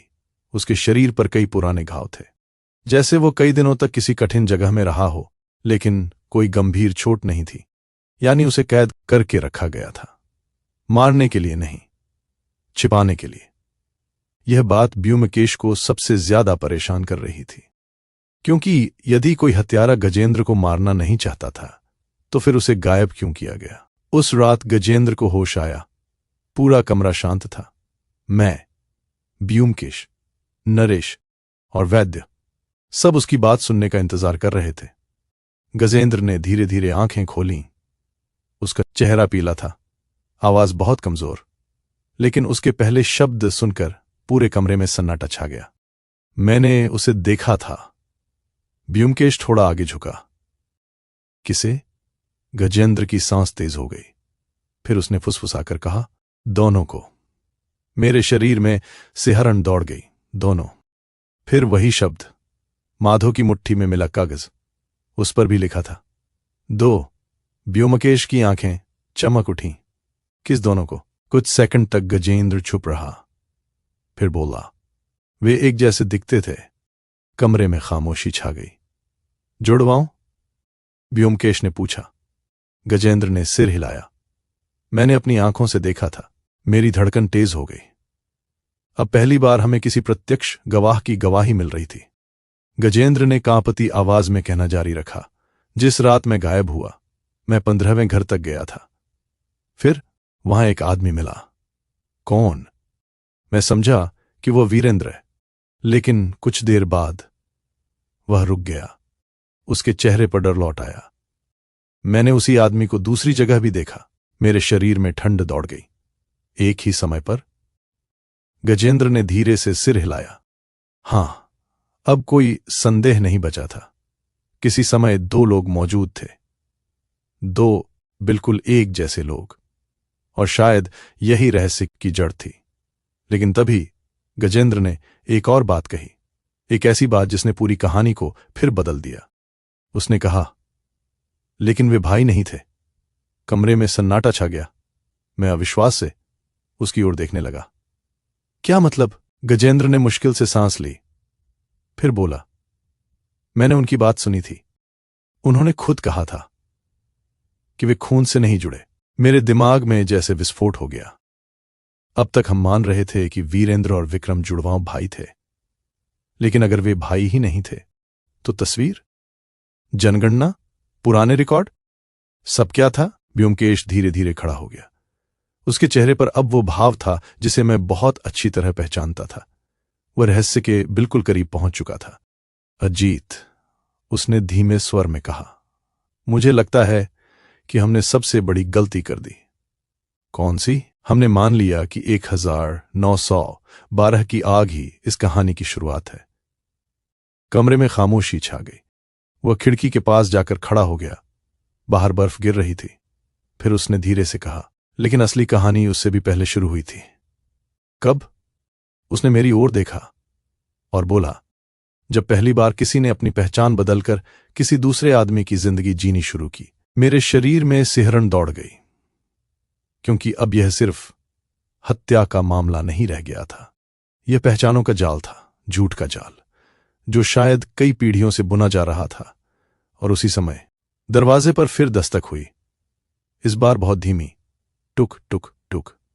व्योमकेश ने दरवाजा खोला। बाहर कोई नहीं था, सिर्फ बर्फ और चौखट पर रखा हुआ एक छोटा सा लकड़ी का डिब्बा। उस पर लिखा था, यदि सच जानना है तो कल रात 15वें घर में अकेले आना। और नीचे एक नाम लिखा था, ऐसा नाम जो हमने अब तक कहानी में सिर्फ एक बार सुना था, विक्रम रावत। उस क्षण मुझे एहसास हुआ कि 30 साल से छिपा हुआ आदमी अब खुद सामने आने को तैयार था। लेकिन सवाल यह था, क्या वो हमें सच बताने वाला था या किसी नए जाल में फंसाने वाला था? लकड़ी का वो छोटा डिब्बा मेज पर रखा था। कमरे में कोई कुछ नहीं बोल रहा था। बाहर बर्फ गिर रही थी और अंदर हम सबकी निगाहें उसी नाम पर टिकी थीं, विक्रम रावत। 30 साल से मृत माना जाने वाला आदमी, जिसका नाम गांव के रिकॉर्ड से मिटा दिया गया था, जो कभी दिखाई देता था, कभी गायब हो जाता था, और अब वो खुद हमें बुला रहा था। व्योमकेश ने डिब्बा खोला। अंदर एक पुरानी चाबी रखी थी, काली, जंग लगी है ओए, और उसके साथ एक मुड़ा हुआ कागज। उस पर सिर्फ एक पंक्ति लिखी थी, जिस कमरे को तुम खोज रहे हो उसका दरवाजा आज भी बंद है। मैंने चाबी को ध्यान से देखा। किस कमरे की बात कर रहा है? व्योमकेश ने जवाब नहीं दिया। वह गहरी सोच में डूब गया था। फिर अचानक बोला, अजीत, तुमने ध्यान दिया। किस बात पर? 15वें घर में हमने हर जगह खोजा, हां, लेकिन एक कमरा हमेशा बंद मिला। मेरा दिल धड़क उठा। सचमुच ऊपरी मंजिल के आखिरी छोर पर एक कमरा था, जिसका दरवाजा हमने कभी नहीं खोला था, क्योंकि वह अंदर से बंद था और उस समय हमें ज्यादा महत्वपूर्ण सुराग मिल गए थे।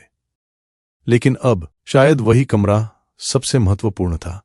अगली रात ठीक 9 बजे हम फिर 15वें घर की ओर निकले। इस बार सिर्फ मैं और ब्योमकेश। गांव वालों को कुछ नहीं बताया गया, नरेश को भी नहीं, क्योंकि अगर विक्रम सचमुच हमसे मिलना चाहता था तो भीड़ देखकर शायद कभी सामने नहीं आता। सुरंग पार करने के बाद हम उस छिपी हुई घाटी में पहुंचे। आज अजीब बात थी, घर में कोई रोशनी नहीं थी। पूरा मकान अंधेरे में डूबा हुआ था, जैसे वर्षों से वीरान पड़ा हो। लेकिन मुख्य दरवाजा खुला था, बिल्कुल पहले की तरह। हम भीतर गए। नीचे के कमरे खाली थे, सिर्फ हवा की आवाज सुनाई दे रही थी। फिर हम ऊपर पहुंचे। गलियारे के आखिरी सिरे पर वही दरवाजा था, बंद, काला और अजीब तरह से भयावह। ब्योमकेश ने जेब से चाबी निकाली, ताले में डाली। पहले कुछ नहीं हुआ, फिर टक, ताला खुल गया। मेरी रीढ़ में सिहरन दौड़ गई। ब्योमकेश ने दरवाजे को धीरे धीरे धक्का दिया।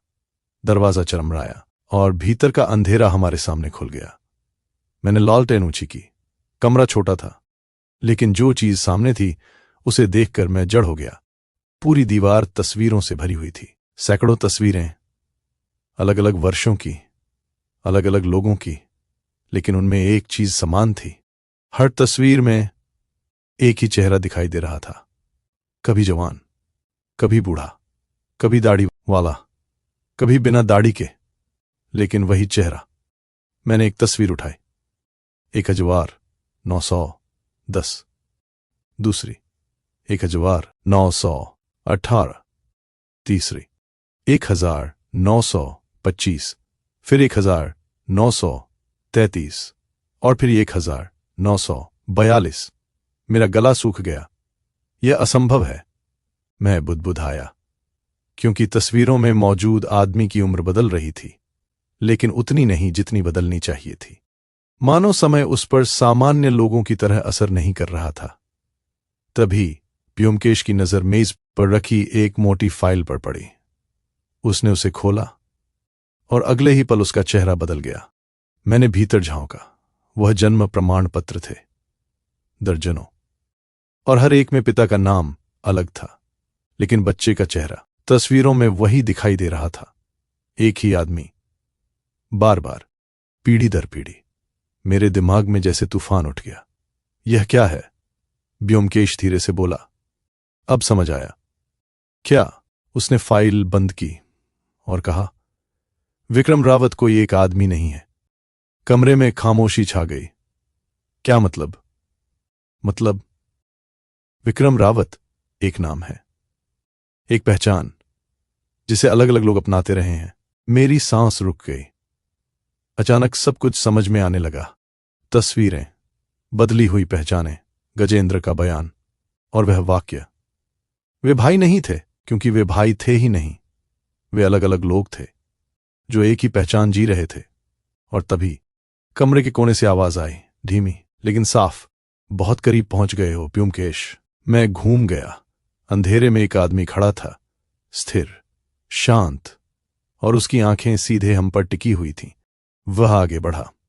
लालटेन की रोशनी उसके चेहरे पर पड़ी, और पहली बार हमने विक्रम रावत को साफ देखा। लेकिन उसके चेहरे को देखकर मैं स्तब्ध रह गया, क्योंकि वो चेहरा किसी अजनबी का नहीं था। वह चेहरा कणकधार के ही एक आदमी का था, ऐसे आदमी का जिस पर अब तक किसी ने शक ही नहीं किया था। और उसी क्षण मुझे एहसास हुआ, रहस्य का सबसे खतरनाक हिस्सा अब शुरू होने वाला था। मैं कुछ सेकंड तक उस चेहरे को देखता रह गया। मुझे यकीन नहीं हो रहा था, क्योंकि वह चेहरा किसी अजनबी का नहीं था। वह कनकधार के ही एक आदमी का चेहरा था। एक ऐसा आदमी जो शुरू से हमारे सामने था, जिससे हम कई बार मिल चुके थे, जिस पर कभी किसी ने शक नहीं किया। और सबसे बड़ी बात, वह आदमी न सरपंच था, न गांव का मुखिया, न कोई प्रभावशाली व्यक्ति। वह था गांव का डाकिया हरिराम। मेरे मुंह से अनायास निकला, तुम। वह हल्का सा मुस्कुराया, फिर कमरे के भीतर आ गया। नहीं, उसने कहा, मैं हरिराम भी हूं और नहीं भी। ब्योमकेश शांत खड़ा था, जैसे उसे यह देखकर कोई विशेष आश्चर्य न हुआ हो। मैंने उसकी तरफ देखा। तुम्हें पहले से पता था? नहीं, ब्योमकेश बोला। लेकिन मुझे पता था कि जवाब किसी ऐसे आदमी में छिपा है जिसे कोई देखता तो है पर याद नहीं रखता। हरिराम धीरे धीरे ताली बजाने लगा। कमाल है, उसने कहा, वास्तव में कमाल है। फिर उसकी आंखें अचानक गंभीर हो गईं। लेकिन अब जब तुम यहां तक पहुंच ही गए हो तो पूरा सच भी सुन लो। कमरे में सन्नाटा छा गया। बाहर बर्फ गिर रही थी और पहली बार किसी ने सच बताना शुरू किया। 1912 की आग दुर्घटना नहीं थी। मैंने ब्योमकेश की तरफ देखा। ये बात हम पहले ही जान चुके थे। लेकिन हरिराम आगे बोला, लेकिन वह हत्या भी नहीं थी। मैं चौंक गया। तो फिर? वह कुछ क्षण चुप रहा, फिर बोला, वह एक योजना थी। किसकी योजना? गायब होने की। मेरी भौहें सिकुड़ गईं। गायब होने की। आग लगाकर हरिराम ने धीरे धीरे दीवार पर लगी एक तस्वीर उतारी। उसमें 15वें घर के सामने खड़े लोग दिखाई दे रहे थे। फिर उसने तस्वीर में मौजूद एक आदमी पर उंगली रखी। यह वीरेंद्र है। फिर दूसरे पर, और यह असली विक्रम। मैं तस्वीर को ध्यान से देखने लगा। दोनों लगभग एक जैसे दिखते थे, लेकिन अब अंतर साफ था। आंखों का, ठोड़ी का, मुस्कान का। हरिराम बोला, वे जुड़वांव नहीं थे, लेकिन लोग यही समझते थे। क्यों? क्योंकि उन्होंने खुद लोगों को यही विश्वास दिलाया। मेरे शरीर में सिहरन दौड़ गई। अब धीरे धीरे तस्वीर साफ हो रही थी। विक्रम कौन था? मैंने पूछा। हरिराम की आंखें कुछ पल के लिए बुझ सी गईं। वह मेरे दादा थे। कमरे में खामोशी छा गई। और वीरेंद्र? उनका दोस्त, भाई से भी बढ़कर। फिर वो आगे बोला, उस समय कनकधार के नीचे वाली पहाड़ियों में चांदी की अवैध खदानें चलती थीं, और उन खदानों का राज कुछ लोगों को पता चल गया था। उनमें वीरेंद्र और विक्रम भी थे। अब मामला एक नई दिशा में जा रहा था। यह सिर्फ पहचान का खेल नहीं था, इसके पीछे पैसा था, बहुत सारा पैसा। फिर क्या हुआ? हरिराम ने गहरी सांस ली। उन्होंने खदानों का सच बाहर लाने की कोशिश की, लेकिन जिन लोगों का पैसा दांव पर लगा था, उन्होंने उन्हें मारने का फैसला कर लिया। मेरे हाथ ठंडे पड़ गए। तो आग, हां, उन्हें खत्म करने के लिए लगाई गई थी। मैंने तस्वीर की तरफ देखा। अब पहली बार 1912 की रात मुझे अलग दिखाई देने लगी। लेकिन तभी ब्योमकेश ने धीरे से कहा, नहीं। हरिराम रुक गया। क्या? ब्योमकेश उसकी आंखों में देखते हुए बोला, तुम सच नहीं बोल रहे। कमरे की हवा जैसे जम गई। कुछ सेकंड तक कोई नहीं बोला। फिर हरिराम हल्का सा मुस्कुराया। कौन सा हिस्सा? खदान वाला हिस्सा, ब्योमकेश बोला, क्योंकि मैंने पूरे इलाके के रिकॉर्ड देखे हैं। यहां कभी चांदी की कोई खदान नहीं थी। मेरे शरीर में बिजली दौड़ गई। हरिराम का चेहरा पहली बार बदल गया। अब उसकी मुस्कान गायब थी। तुम्हें कैसे पता? क्योंकि मैं कहानी नहीं, सच्चाई खोजता हूं। कमरे में सन्नाटा छा गया। कुछ क्षण बाद हरिराम ने धीरे धीरे सिर झुका लिया। फिर हंसने लगा, पहले हल्का, फिर जोर से, इतना जोर से कि उसकी हंसी सुनकर मेरी रीढ़ में सिहरन दौड़ गई। ठीक है, उसने कहा, तुम जीत गए। तो सच बताओ, ब्योमकेश बोला। हरिराम की आंखें अचानक ठंडी हो गईं, बहुत ठंडी। सच यह है, वह बोला, कि 1912 की आग किसी दुश्मन ने नहीं लगाई थी। तो किसने लगाई? कुछ सेकंड तक वो हमें देखता रहा, फिर बोला, विक्रम ने। मैं स्तब्ध रह गया। खुद? हां, उसने अपने ही घर में आग लगाई। क्यों? हरिराम की आवाज अब फुसफुसाहट जैसी हो गई। क्योंकि उसे मरना था। कमरे में सन्नाटा छा गया। वो अपनी पुरानी पहचान खत्म करना चाहता था, और उस रात किसी और की लाश को अपनी लाश बनाकर छोड़ गया। मेरे पैरों तले जमीन खिसक गई। अब पहली बार समझ आया, 1912 की आग हत्या नहीं थी। वह एक मंचन था, एक नकली मौत, एक ऐसी चाल जिसने पूरे गांव को 30 साल तक भ्रम में रखा। लेकिन तभी मेरे दिमाग में एक सवाल कौंधा। अगर विक्रम ने अपनी मौत का नाटक किया था, तो फिर इतने लोग क्यों गायब हुए? गजेंद्र क्यों गायब हुआ? माधव क्यों मरा? नरेश पर गोली किसने चलाई? और सबसे बड़ा सवाल, आज का विक्रम कौन था? मैंने हरिराम की ओर देखा और उसी क्षण मुझे महसूस हुआ कि उसने अभी तक सबसे महत्वपूर्ण सच छिपा रखा है। क्योंकि कहानी 1912 में शुरू हुई थी, लेकिन हत्या वास्तव में अब हो रही थी और असली हत्यारा अभी भी हमारे सामने नहीं आया था। कमरे में कुछ क्षणों तक कोई कुछ नहीं बोला। बाहर बर्फ गिर रही थी, अंदर लॉल्टेन की लौ कांप रही थी और हरिराम, या जो भी उसका असली नाम था, हमारे सामने खड़ा था। ब्योमकेश ने धीरे से कहा, तुमने अभी तक सबसे जरूरी बात नहीं बताई। कौन सी? माधो सिंह कैसे मरा? पहली बार हरिराम का चेहरा गंभीर हो गया। उसने जवाब नहीं दिया, लेकिन उसकी आंखों में एक अजीब सी बेचैनी दिखाई दी, और यही बात ब्योमकेश को चाहिए थी। क्योंकि तुम जानते हो, ब्योमकेश बोला, तुम बहुत कुछ जानते हो, लेकिन हत्यारे नहीं हो। मैं चौंक गया, हरिराम भी। तुम ऐसा क्यों सोचते हो? ब्योमकेश ने कमरे में लगी तस्वीरों की ओर देखा। क्योंकि असली अपराधी चाहता तो तुम्हें भी मार सकता था, लेकिन उसने ऐसा नहीं किया। वह चाहता था कि तुम जीवित रहो, ताकि पुराना डर जीवित रहे। कमरे में सन्नाटा छा गया।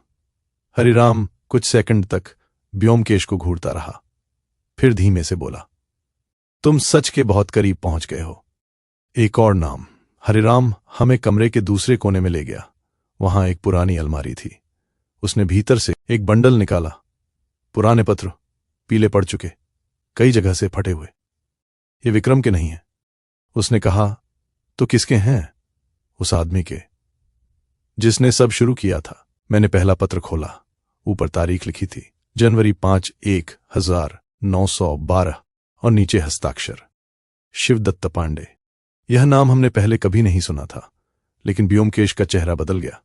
अजीत, याद है क्या? 1912 की आग में जिन 7 लोगों के नाम दर्ज थे, उनमें एक नाम शिवदत्त का भी था। मेरे हाथ ठंडे पड़ गए। शिवदत्त आधिकारिक रूप से मर चुका था। फिर ये पत्र कैसे लिखे गए? क्योंकि अगला पत्र 1918 का था, फिर 1924 का, फिर 1931 का। यानी आग के बाद भी बहुत बाद तक। सबसे बड़ा झूठ। ब्योमकेश अब तेजी से पत्र पढ़ रहा था। फिर अचानक उसने एक पन्ना अलग किया। उस पर एक वाक्य लिखा था, अगर कोई यह पढ़े तो याद रखना, आग सिर्फ शुरुआत थी।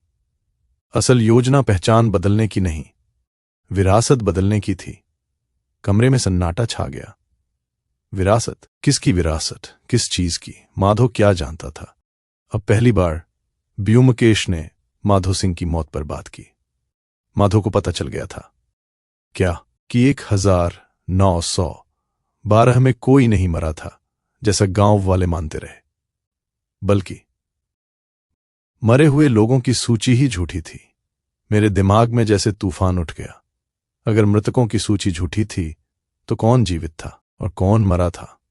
रात का खुलासा। उसी समय बाहर हवा तेज हो गई। घर की खिड़की जोर से हिली और उसी क्षण एक आवाज सुनाई दी, नीचे से, कदमों की आवाज, धीमी लेकिन स्पष्ट। कोई घर के भीतर था। मैं और ब्योमकेश तुरंत सीढ़ियों की ओर दौड़े। हरिराम भी पीछे आया। नीचे पहुंचकर हमने मुख्य दरवाजा खुला देखा। जो कुछ मिनट पहले बंद, बर्फ भीतर तक आई हुई थी और फर्श पर ताजा पैरों के निशान बने हुए थे। कोई अभी अभी अंदर आया था या बाहर गया था। वह कमरा, निशान सीधे नीचे वाले एक छोटे कमरे तक जा रहे थे। वह कमरा हमने पहले कभी नहीं खोला था, क्योंकि वह लकड़ियों और कबाड़ से भरा हुआ लगता था। लेकिन अब दरवाजा आधा खुला था। ब्योमकेश ने उसे धक्का दिया और अगले ही पल मैं स्तब्ध रह गया। कमरे की पूरी दीवार नक्शों से भरी हुई थी। पुराने नक्शे, जमीन के नक्शे, सीमाओं के नक्शे, और बीच में कनकधार का मूल नक्शा 1911 का। मैंने उसे देखा, फिर दोबारा देखा, फिर मेरी सांस अटक गई, क्योंकि उस नक्शे में गांव में 14 नहीं, 15 नहीं, 16 घर बने हुए थे। कमरे में ऐसा सन्नाटा छा गया जैसे समय रुक गया हो। 16? मैं फुसफुसाया।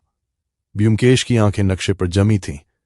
अब वह पूरी तरह समझ चुका था, या लगभग समझ चुका था। उसने धीरे से कहा, अब समझ आया कि पूरी कहानी गलत सवाल से शुरू हुई थी। कौन सा सवाल? उसने मेरी तरफ देखा और बोला, हम पूछते रहे कि 15वां घर कहाँ गया, जबकि असली सवाल यह था कि 16वां घर कहाँ गया। मेरे शरीर में सिहरन दौड़ गई, क्योंकि पहली बार ऐसा लगा कि 15वां घर खुद रहस्य नहीं था, वह सिर्फ एक पर्दा था। असल रहस्य किसी और चीज को छिपाने के लिए बनाया गया था, और शायद उसी रहस्य के लिए लोग आज भी मर रहे थे। कमरे में फैला सन्नाटा अब पहले जैसा नहीं था। यह उस तरह का सन्नाटा था जो किसी बहुत बड़े सच के सामने आने से ठीक पहले पैदा होता है। मैं नक्शे को घूर रहा था, बार बार, लेकिन हर बार वही दिखता। 14 नहीं, 15 नहीं, 16 घर। यह कैसे संभव है? मैंने पूछा। ब्योमकेश ने नक्शा सावधानी से मोड़ा, फिर बोला, क्योंकि हमें शुरुआत से गलत कहानी सुनाई गई। मतलब, कनकधार में कभी 14 घर नहीं थे, और नहीं 15। असल में यहां 16 घर थे। मेरी रीढ़ में सिहरन दौड़ गई। यदि यह सच था तो पिछले 30 वर्षों से पूरा गांव झूठ पर खड़ा था। लेकिन क्यों? किस लिए? एक नाम जो कहीं नहीं था। नक्शे के नीचे कुछ लिखा हुआ था, धूल और समय की वजह से लगभग मिट चुका। ब्योमकेश ने लॉलटेन करीब लाई। धीरे धीरे अक्षर साफ होने लगे। भैरवकुटी। मैंने नाम दोहराया। भैरवकुटी। हां, ब्योमकेश बोला। यही 16वां घर था। कमरे में मौजूद हरिराम का चेहरा अचानक बदल गया, बस एक पल के लिए, लेकिन वह पल काफी था। ब्योमकेश ने देख लिया, मैंने भी। तुम यह नाम जानते हो? ब्योमकेश ने कहा। हरिराम चुप रहा।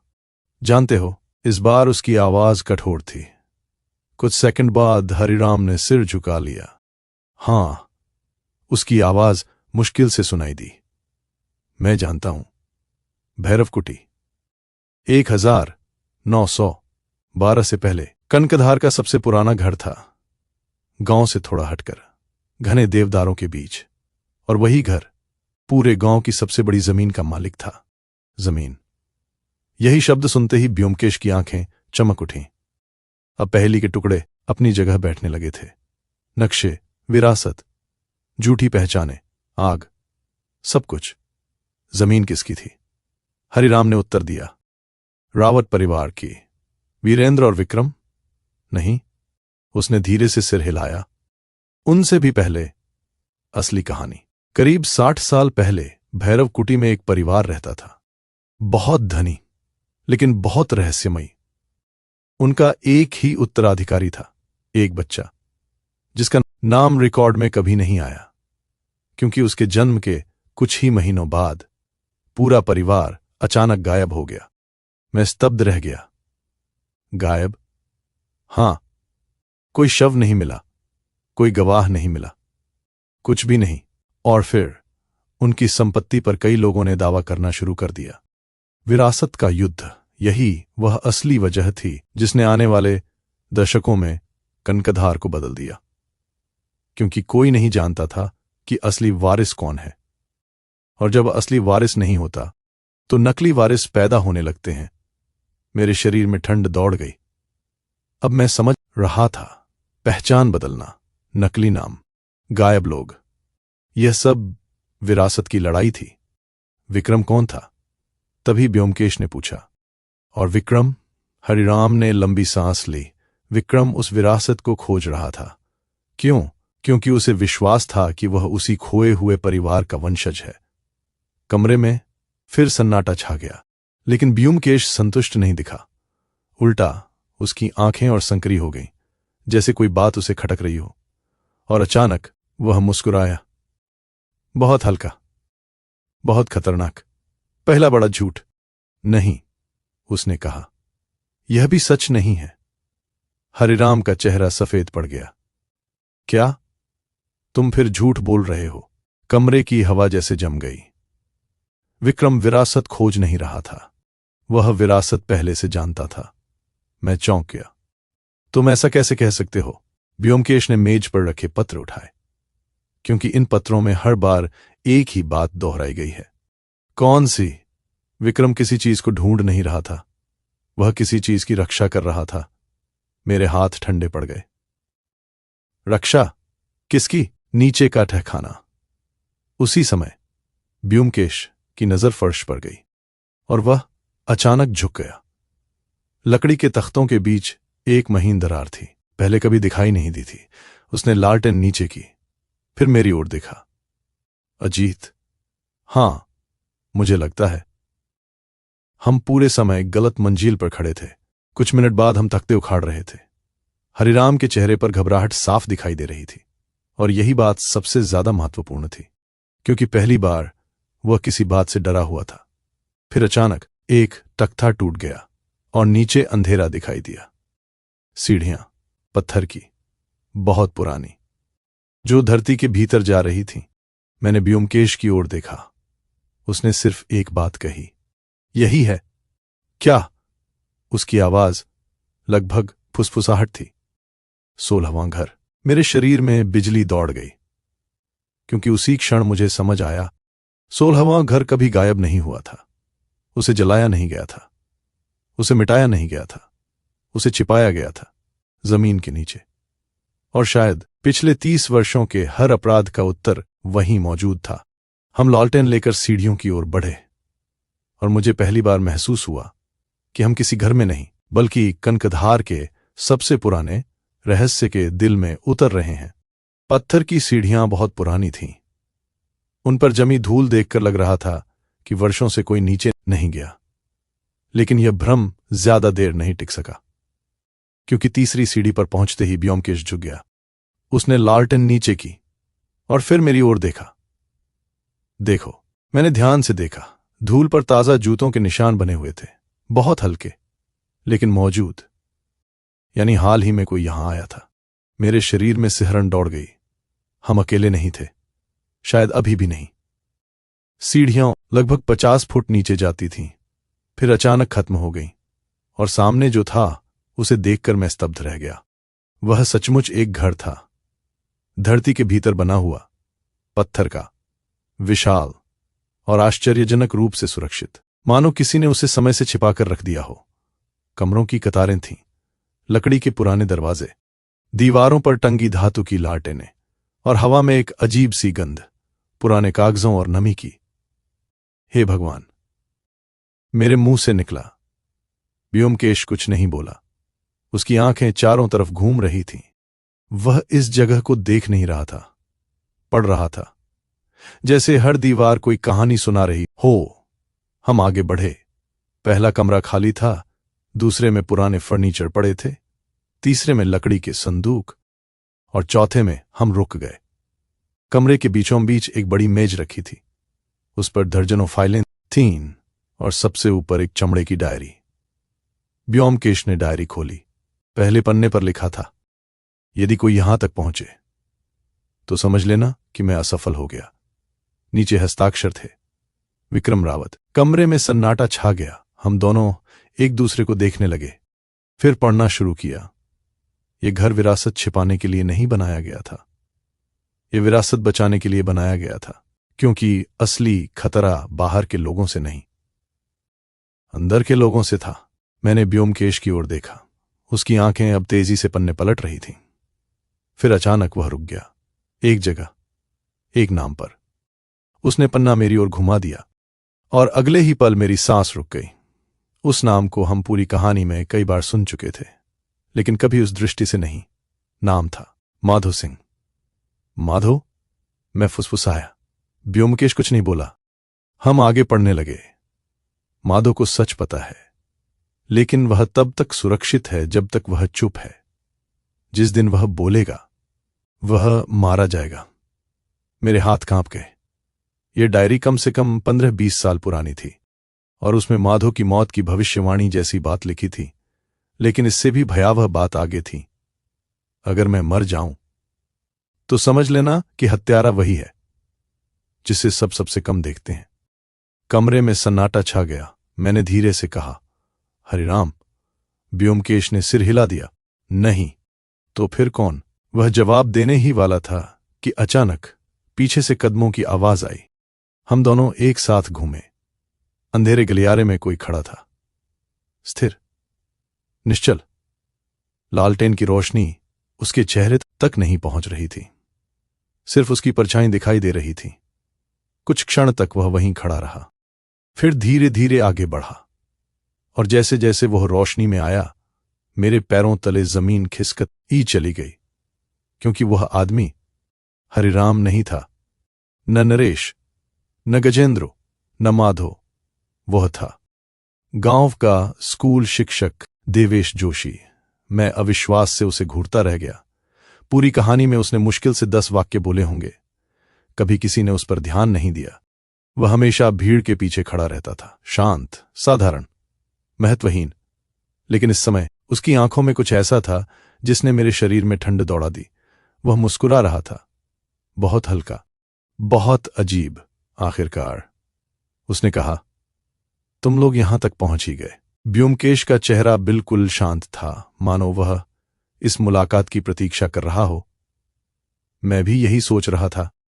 उसने कहा कि तुम कब सामने आओगे। देवेश की मुस्कान थोड़ी और गहरी हो गई। तो तुम्हें पता चल गया? अभी नहीं, ब्योमकेश बोला, लेकिन इतना समझ गया हूं कि विक्रम रावत की कहानी झूठ थी। कमरे की हवा जैसे जम गई। पहली बार देवेश के चेहरे से मुस्कान गायब हुई, बस एक पल के लिए, लेकिन वह पल काफी था। ब्योमकेश ने देख लिया, मैंने भी, और उसी क्षण मुझे एहसास हुआ हम पहली बार असली खेल के सबसे करीब पहुंच चुके थे। क्योंकि देवेश जोशी कोई साधारण शिक्षक नहीं था। वह कुछ छिपा रहा था, बहुत बड़ा, इतना बड़ा कि उसके लिए लोग मर चुके थे, और शायद अभी और मरने वाले थे।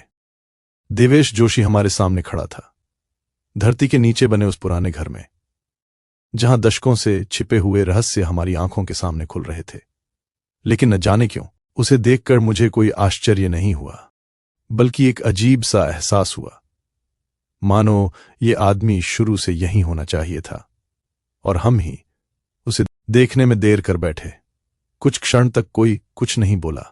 फिर देवेश ने धीमे से कहा, तो आखिर तुम लोग यहां तक पहुंच गए। ब्योमकेश शांत था।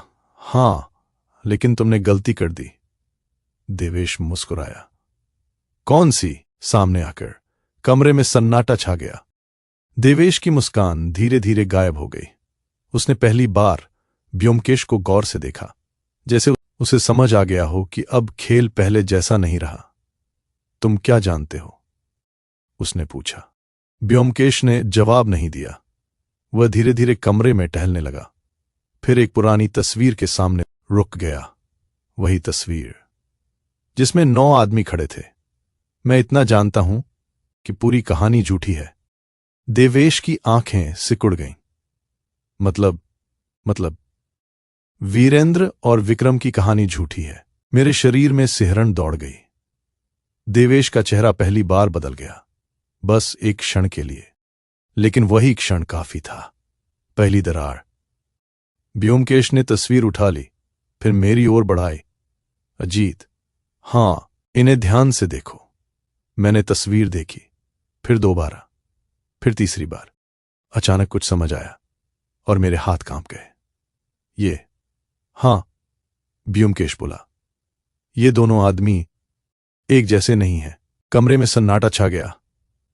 अब मैं भी देख पा रहा था। पहले हमें लगता था कि वे जुड़वाओं हैं, लेकिन वास्तव में वे सिर्फ कुछ हद तक मिलते जुलते थे, इतना कि दूर से भ्रम हो जाए। लेकिन जुड़वाओं नहीं, कभी नहीं। सबसे बड़ा सवाल तो फिर मैं बुदबुदाया, विक्रम कौन था? ब्योमकेश ने धीरे धीरे सिर घुमाया और सीधे देवेश की आंखों में देखा। यही तो सवाल है, क्योंकि मुझे नहीं लगता कि विक्रम नाम का कोई आदमी था। मेरे शरीर में बिजली दौड़ गई। कमरे की हवा जैसे जम गई। देवेश अब बिल्कुल स्थिर खड़ा था। नकली आदमी। ब्योमकेश अब रुकने वाला नहीं था। 1911 की जनगणना, तस्वीरें, पत्र, डायरियां, हर जगह विक्रम का नाम दिखाई देता है, लेकिन एक भी जगह उसके हस्ताक्षर नहीं मिलते। मैं स्तब्ध रह गया। सचमुच हमने कई दस्तावेज देखे थे, लेकिन विक्रम के नाम से कोई मूल दस्तावेज नहीं मिला था। सिर्फ उल्लेख, सिर्फ संदर्भ, जैसे कोई कहानी में मौजूद हो लेकिन वास्तव में नहीं। माधो क्या जानता था? व्योमकेश ने डायरी का वह पन्ना उठाया जिसमें माधो का नाम था। माधो ने सच जान लिया था। कौन सा सच? कि विक्रम असली आदमी नहीं था, बल्कि एक बनाया हुआ नाम था। मेरे पैरों तले जमीन खिसक गई। अगर यह सच था तो पूरी कहानी उलट चुकी थी। फिर आग क्यों लगी, यही सबसे बड़ा प्रश्न था, और आखिरकार उसका उत्तर सामने आया। देवेश खुद बोल पड़ा। क्योंकि असली आदमी को छिपाना था। कमरे में खामोशी छा गई। उसने धीरे धीरे कुर्सी खींची, बैठ गया, और पहली बार उसकी आंखों में थकान दिखाई दी। बहुत पुरानी थकान, जैसे वो वर्षों से यह बोझ उठाए हुए हो। 1912 में आग लगी थी, लेकिन किसी विक्रम को बचाने के लिए नहीं, बल्कि किसी और को गायब करने के लिए। मेरी धड़कन तेज हो गई। किसे? देवेश ने कुछ सेकंड तक कोई उत्तर नहीं दिया। फिर धीरे से कहा, उस बच्चे को। कौन सा बच्चा? भैरव कुटी का वारिस। कमरे में सन्नाटा छा गया। 16वें घर का असली उत्तराधिकारी।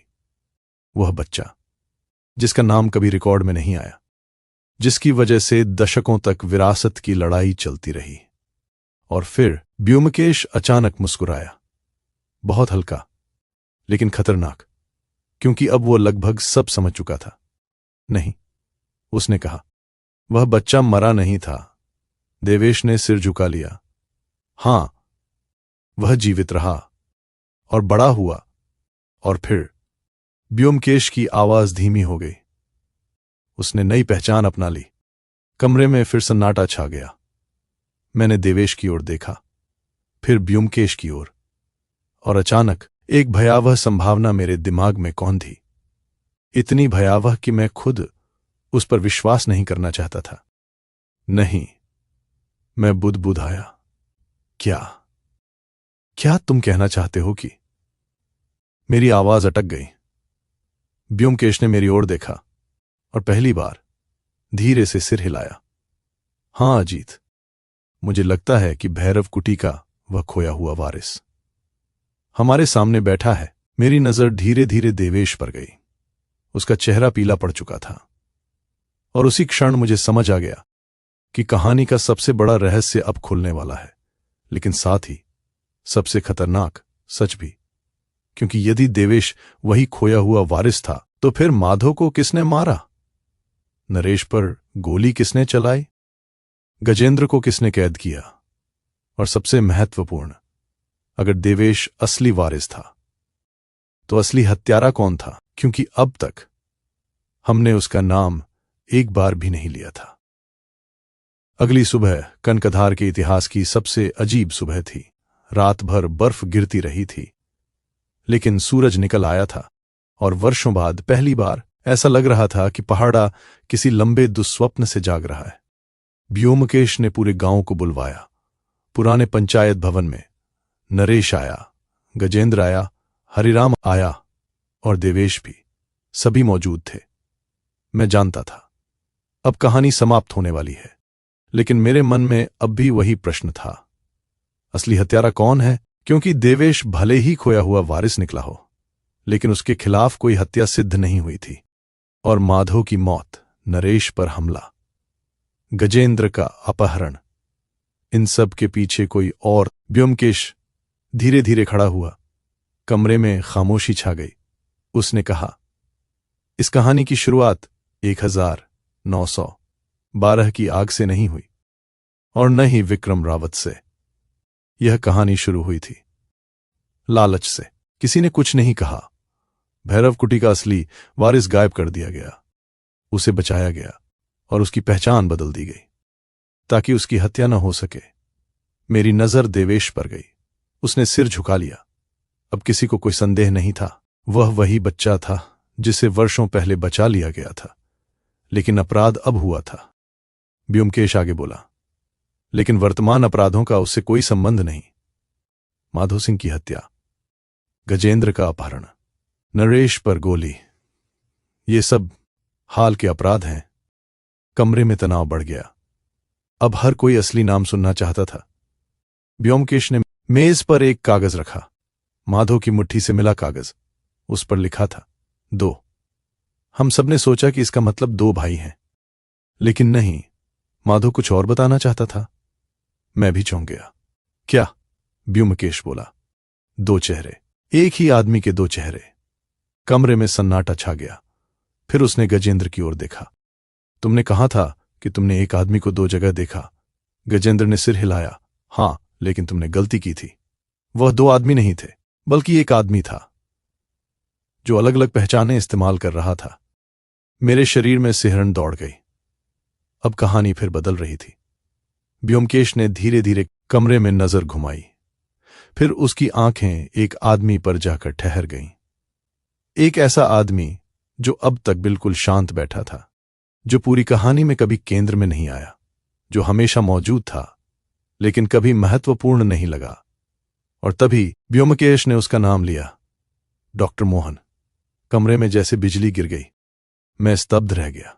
कनकधार का वैद्य, जो शुरू से घायलों का इलाज कर रहा था, जिसने नरेश का इलाज किया, गजेंद्र को होश में लाया, माधो का शव देखा और हर घटना के बाद सबसे पहले पहुंचने वालों में था।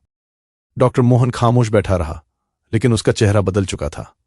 तुमने गलती की, ब्योमकेश बोला। कौन सी? डॉक्टर ने पूछा। पहली बार उसकी आवाज में घबराहट थी। तुम बहुत बुद्धिमान थे, लेकिन एक जगह लालची हो गए। अब पूरा सच सामने आने लगा।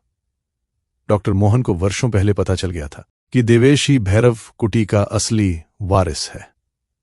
और 16वें घर में ऐसे दस्तावेज मौजूद हैं जो यह साबित कर सकते हैं। अगर वे दस्तावेज सामने आ जाते तो पूरी जमीन देवेश को मिल सकती थी, और वह जमीन आज करोड़ों की कीमत रखती थी। माधो ने डॉक्टर को 16वें घर के आसपास देखा था। उसे शक हो गया और उसने सच जोड़ना शुरू कर दिया। इसलिए उसकी हत्या हुई। गजेंद्र संयोग से सुरंग तक पहुंच गया था। उसने डॉक्टर को दस्तावेज खोजते हुए देख लिया, इसलिए उसे कैद करके रखा गया, मारा नहीं, क्योंकि डॉक्टर नहीं चाहता था कि मामला हत्या तक पहुंचे। लेकिन जब हालात बिगड़ने लगे तो उसने नियंत्रण खो दिया। नरेश ने पुरानी डायरी खोज ली थी जिसमें वारिस का उल्लेख था, इसलिए उसे भी चुप कराने की कोशिश की गई। ब्योमकेश ने कहा, तुम्हारी सबसे बड़ी गलती क्या थी जानते हो? डॉक्टर मोहन चुप रहा। तुमने सोचा कि लोग 15वें घर के भूत से डरेंगे और असली अपराध नहीं देखेंगे, लेकिन तुम भूल गए कि हर झूठ अपने पीछे एक निशान छोड़ता है। कमरे में सन्नाटा छा गया। कुछ क्षण बाद डॉक्टर मोहन हंसने लगा, धीरे धीरे, थकी हुई हंसी। फिर उसने सिर झुका लिया और बोला, हां, मैं हार गया। कुछ दिनों बाद पुलिस आई, दस्तावेज बरामद हुए, डॉक्टर मोहन गिरफ्तार हुआ, देवेश की असली पहचान सिद्ध हुई, और पहली बार भैरव कुटी का रहस्य कानूनी रूप से समाप्त हुआ। जब हम कनकधार छोड़ रहे थे, बर्फ रुक चुकी थी। दूर पहाड़ी पर 15वां घर दिखाई दे रहा था।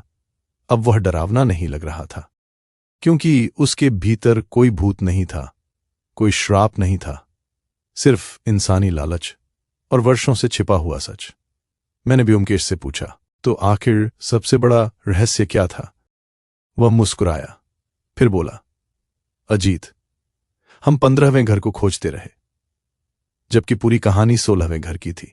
हम दोनों पहाड़ी रास्ते पर आगे बढ़ गए। पीछे कनकधार धीरे धीरे धुंध में खोता जा रहा था, और उसके साथ 30 साल पुराना वह रहस्य भी, जो आखिरकार उजाले में आ चुका था। ये कहानी आपको कैसी लगी? कमेंट करके जरूर बताएं। और अगर आप कोई कहानी सजेस्ट करना चाहते हैं तो वो भी जरूर बताएं। और ऐसी ही और कहानियां सुनने के लिए चैनल को सब्सक्राइब जरूर कर लें। धन्यवाद।